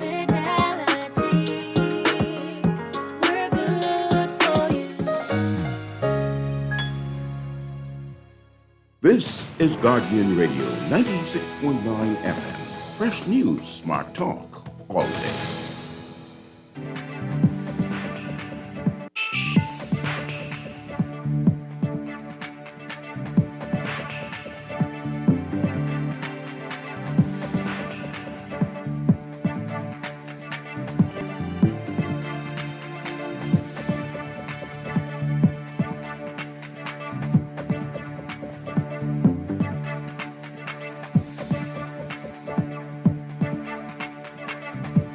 Brought to you by CFAL.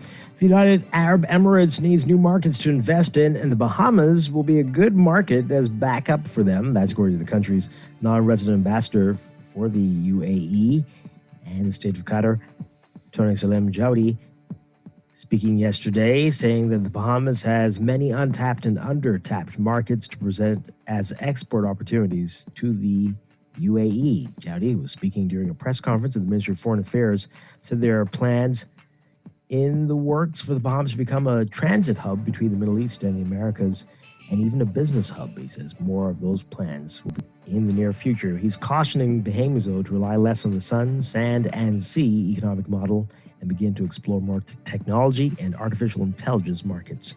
Read more about his comments in today's Guardian Business section.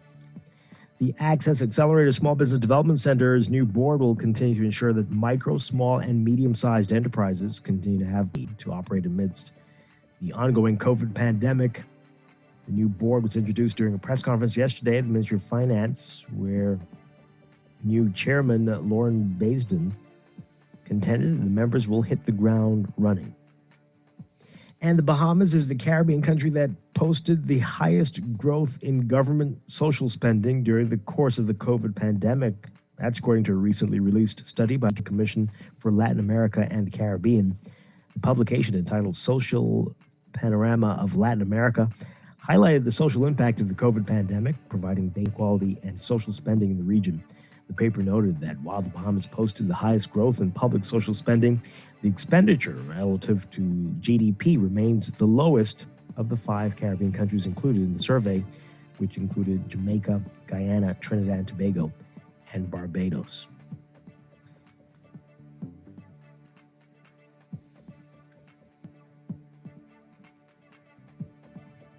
Overseas,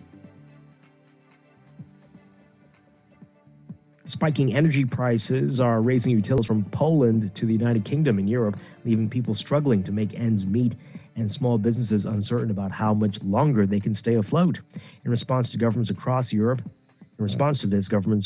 are pushing and rushing to pass aid to ease the hit as energy prices drive a record rise in inflation. Nowhere is that felt more acutely than in Turkey, where inflation has soared to nearly 50 protests and fears about how small businesses can survive. Protests over electricity price hikes broke out across Turkey this week, including some where police fired tear gas to disperse crowds. People are posting their electricity bills on social media to show how costs are untenable. Shopkeepers are displaying notices decrying high bills on shop windows, while others have gathered outside electric companies and set their bills on fire. Like the rest of Europe, electricity generation in Turkey requires energy sources that have surged in price, including natural gas, whose supply low. A huge drop in the value of Turkey's currency is driving the price spike in imported gas as well. As Europe's energy demand roared back up against gas reserves sapped by a cold winter last year and a lack of renewable energy generation over the summer, and Russia not selling as much gas as usual to Europe. And with the Super Bowl this weekend, Super Bowl advertisers want Americans and all viewers to forget about the pandemic woes and focus on the future: electric vehicles, mind-reading Alexas, robots, and cryptocurrency, and to harken back to the nostalgic past of the 90s with movies like Austin Powers and The Cable Guy. The LA Rams are taking on the Cincinnati Bengals during Super Bowl 56 on Sunday at SoFi Stadium in Inglewood, California. But for many, the big show of the night will be the commercials. Advertisers hoping to deliver with light humor and star-studded entertainment amid the tensions between Russia and Ukraine. Closer to home in your market watch, recapping trading on the BISX from Thursday. Your market movers: Kalina Holdings moving 850 shares, closing unchanged at $7. Consolidated Water down 4 cents to $1.96. Emira Incorporated down 16 cents to $11.38. The BISX All-Share Index closing at 2,217.49, down 0.16. That's your Market Watch, and that is your morning business report, brought to you by CFAL, growing wealth for future generations.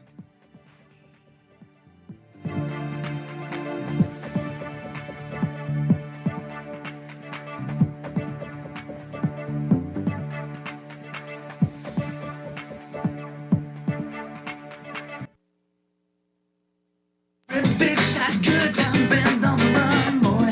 We were living in fantasy. We won the race, got out of the place.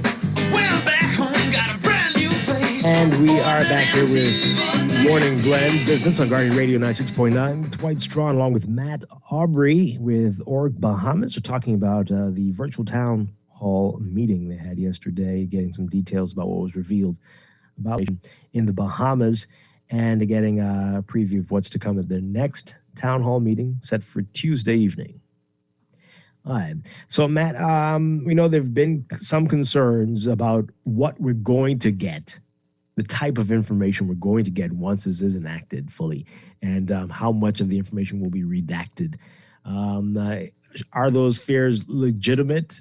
And was this addressed last night by any chance? Yeah, we talked a bit about it, and it's I think it's important again at this stage to go back to what's in the law, because that's what we do know is, and it's also important to kind of recognize that this didn't just happen, right? There were back in 2016 and 2015, 2016, there were extensive consultations. There were about 22 groups that were putting in their information message, reaching out to their audiences, and that really represented a membership of over 50,000 at that forward recommendations at that time that looked at through the consultations how this would be, what would be made available, how this would roll out, and so reflected in the act. And those consultations, a lot of the information was taken. But what we know now in the act is that not all information is going to be available.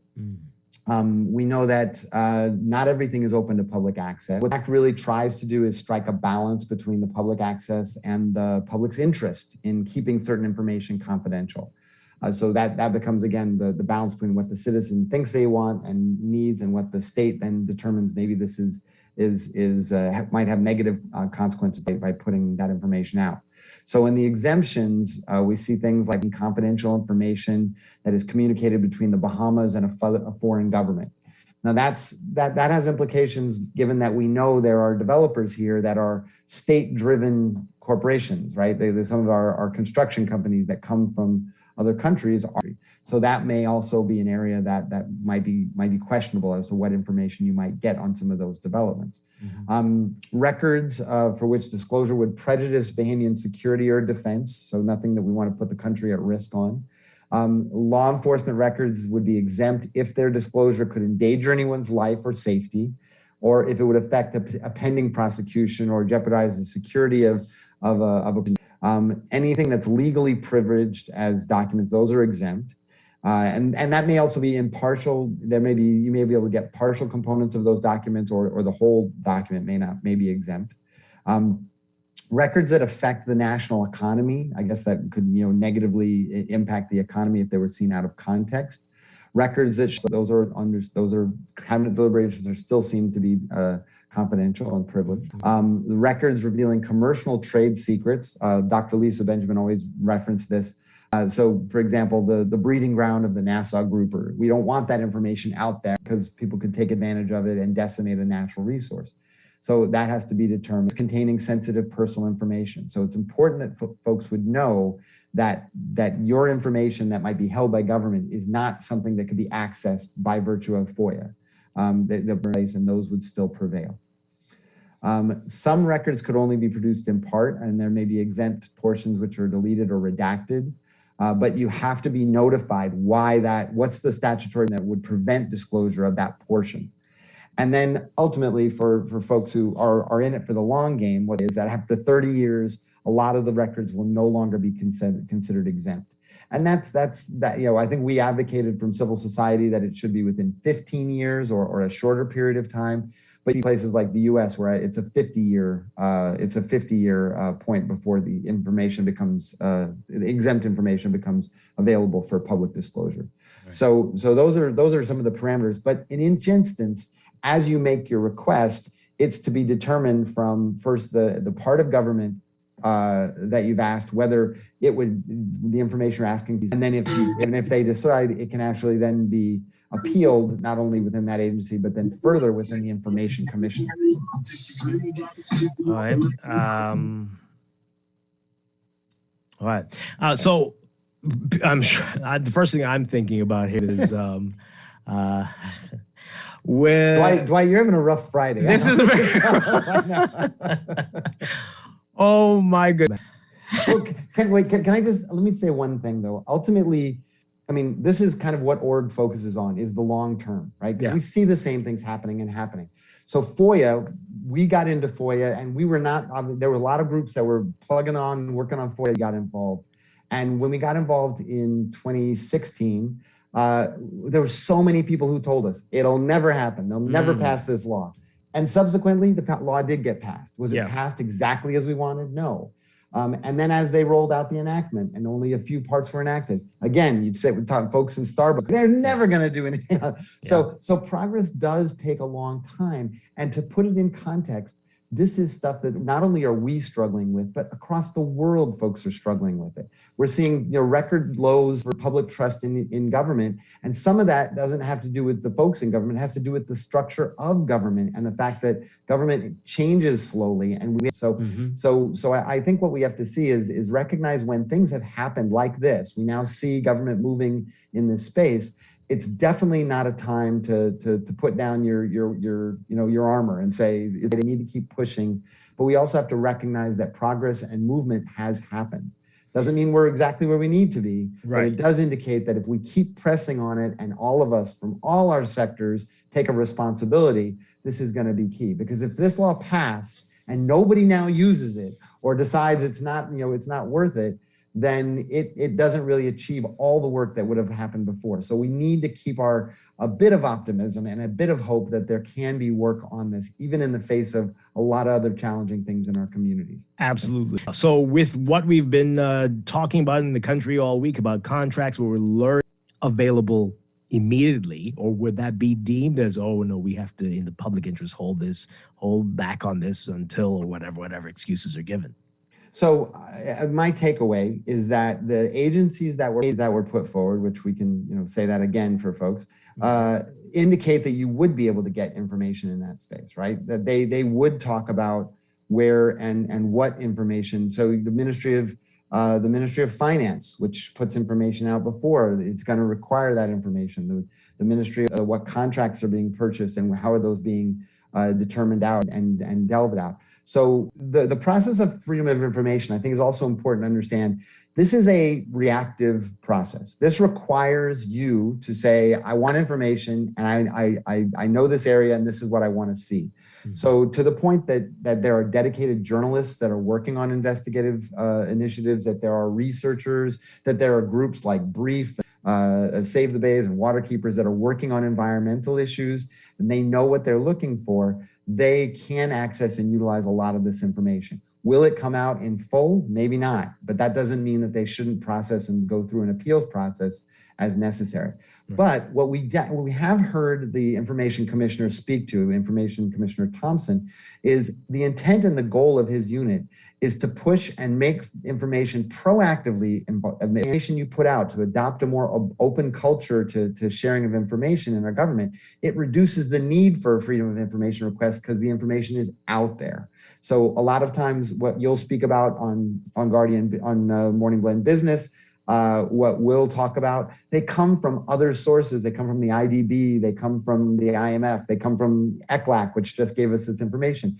And that now becomes information we can use. Well, if we can have that information more available locally, think about what we can accomplish, how we can apply our efforts to make changes or to drive reforms, or from a business standpoint, to make our bids more competitive and make sure that more folks locally get access and information so that they can be more competitive and we can have a greater comfortability that the monies that are being doled out for procurement is being used effectively and efficiently. Right.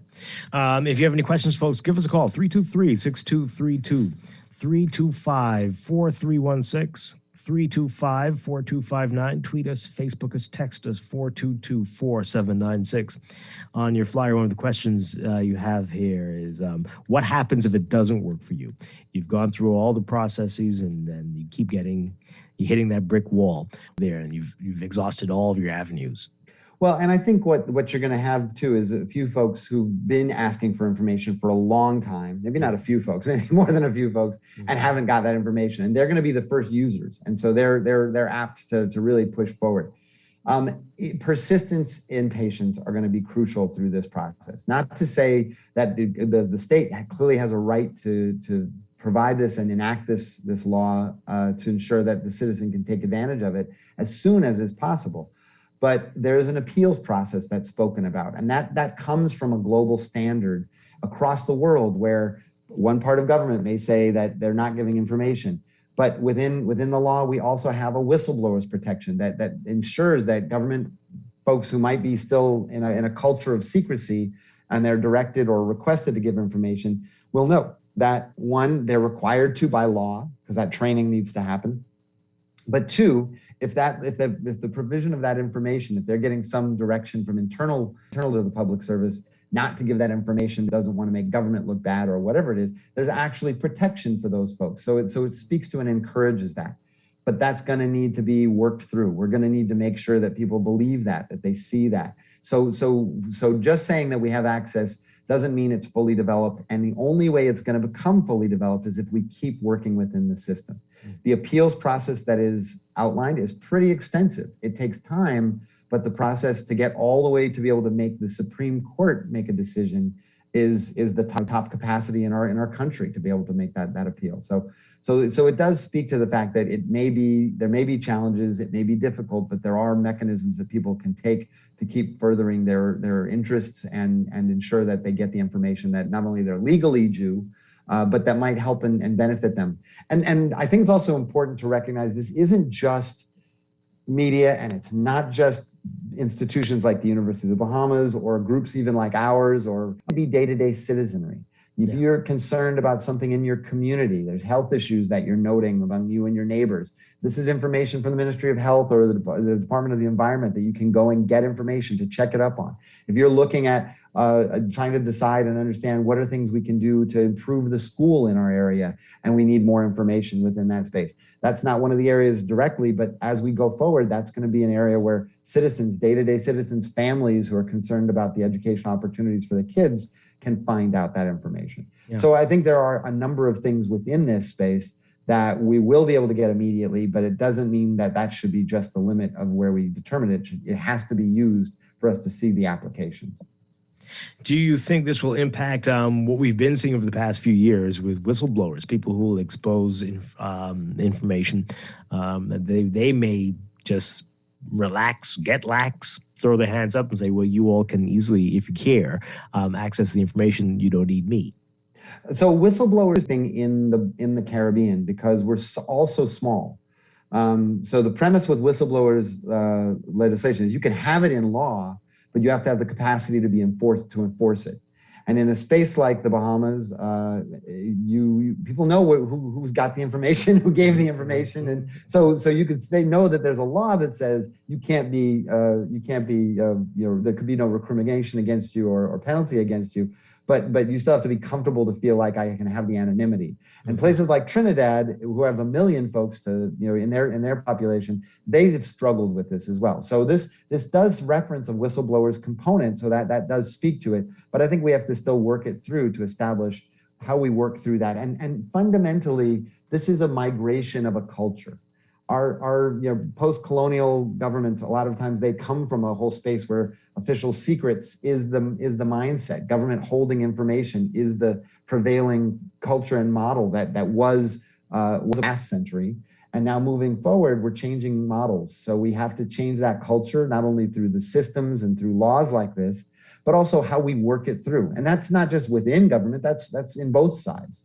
We have to help educate folks and in the private and the civil society sector that they are due this information and that this is a tool to utilize. And then we have to subsequently make sure that government starts to understand that not only is the information going to be used, but that it's necessary and needed. And that change in culture takes time. It doesn't happen, as I say, with just the flip of a switch. Yeah. Wow. All right. So give us some details about Tuesday. Remind us about that, what we need to do to be a part of that virtual town hall. So the event is on February 15th, and it's from the 6:30. I'm sorry, it's from 6 p.m. to 7:30. You can check us out on our Facebook page, and you'll see that flyer, and it has a link. You have to register on the Zoom link to be able to participate in format. We will also, though, be live streaming on Facebook, and if you give questions through that, we'll try and respond, but it's a little easier and more direct if you're in the Zoom link. We will be also joined once again, with the Freedom of Information Commissioner, Justice Keith Thompson, the Deputy Commissioner, Shane Miller, and I think even the Associate Commissioner, Ella Lockhart Pratt. We will have, as we did this time, representatives from media and civil society. Kasarina McKinney Lambert from Brief, the executive director, will be participating as a reaction panel, so share her perspective.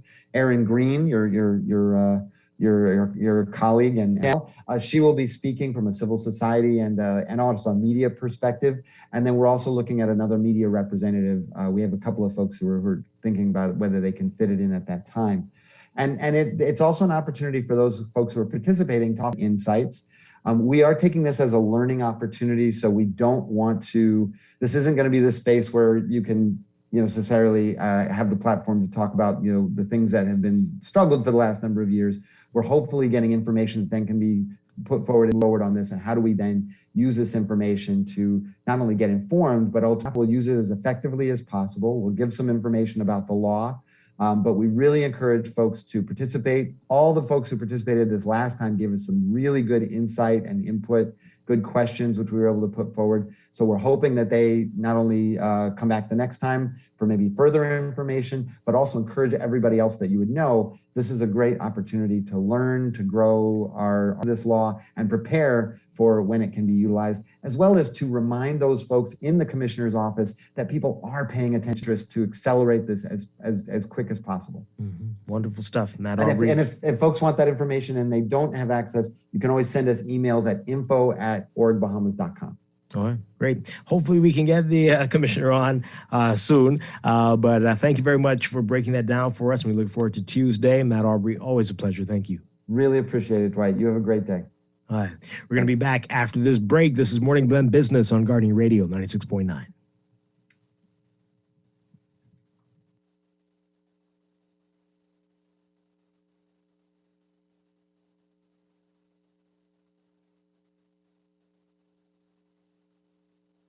Ready to save? You can put $100 into the CFAL Savings Express Plan and make sure your money keeps growing. Earn interest on your savings while you're sleeping, eating, or standing in line at the bank. Ready to invest? Start by putting $1,000 into our mutual funds and earn interest there too. Your interest is our interest. Visit CFAL.com to start now. CFAL, growing wealth for future generations of Bahamians.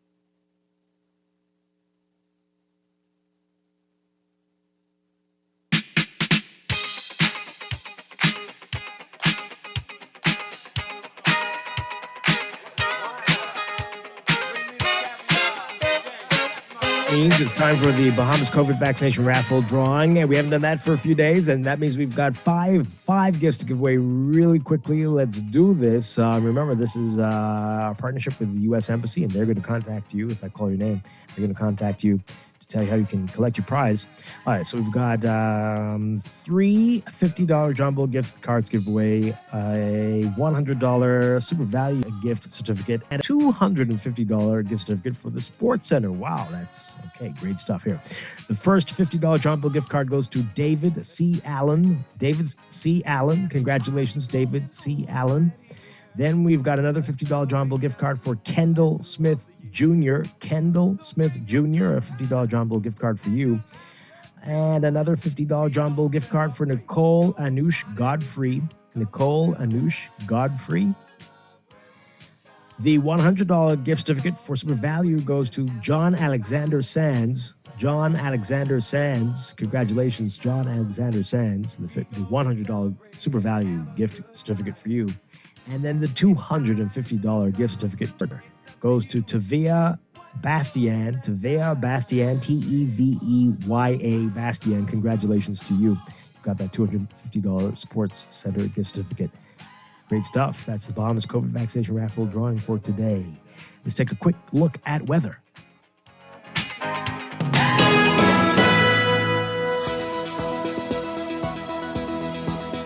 The weather for today, we've got that cold front that's weakening now across the central Bahamas while high pressure is building behind it. And we've got some unpleasant weather coming our way for the weekend. Unsettled weather will plague the northwest Bahamas this weekend due to a surface trough sitting quasi-stationary across the area ahead of the frontal boundary expected by Sunday evening. So for tomorrow, Saturday, we're looking at variably cloudy and warm conditions, isolated showers and a thunderstorm in the northwest Bahamas.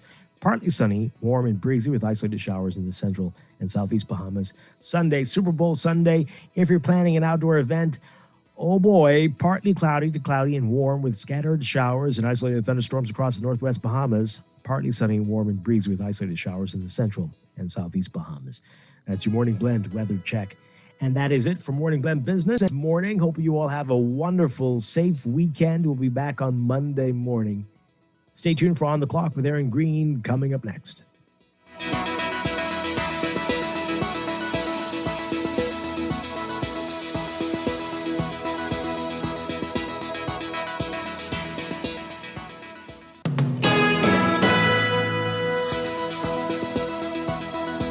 Wake up, it's a new day. Wake up, it's a new day.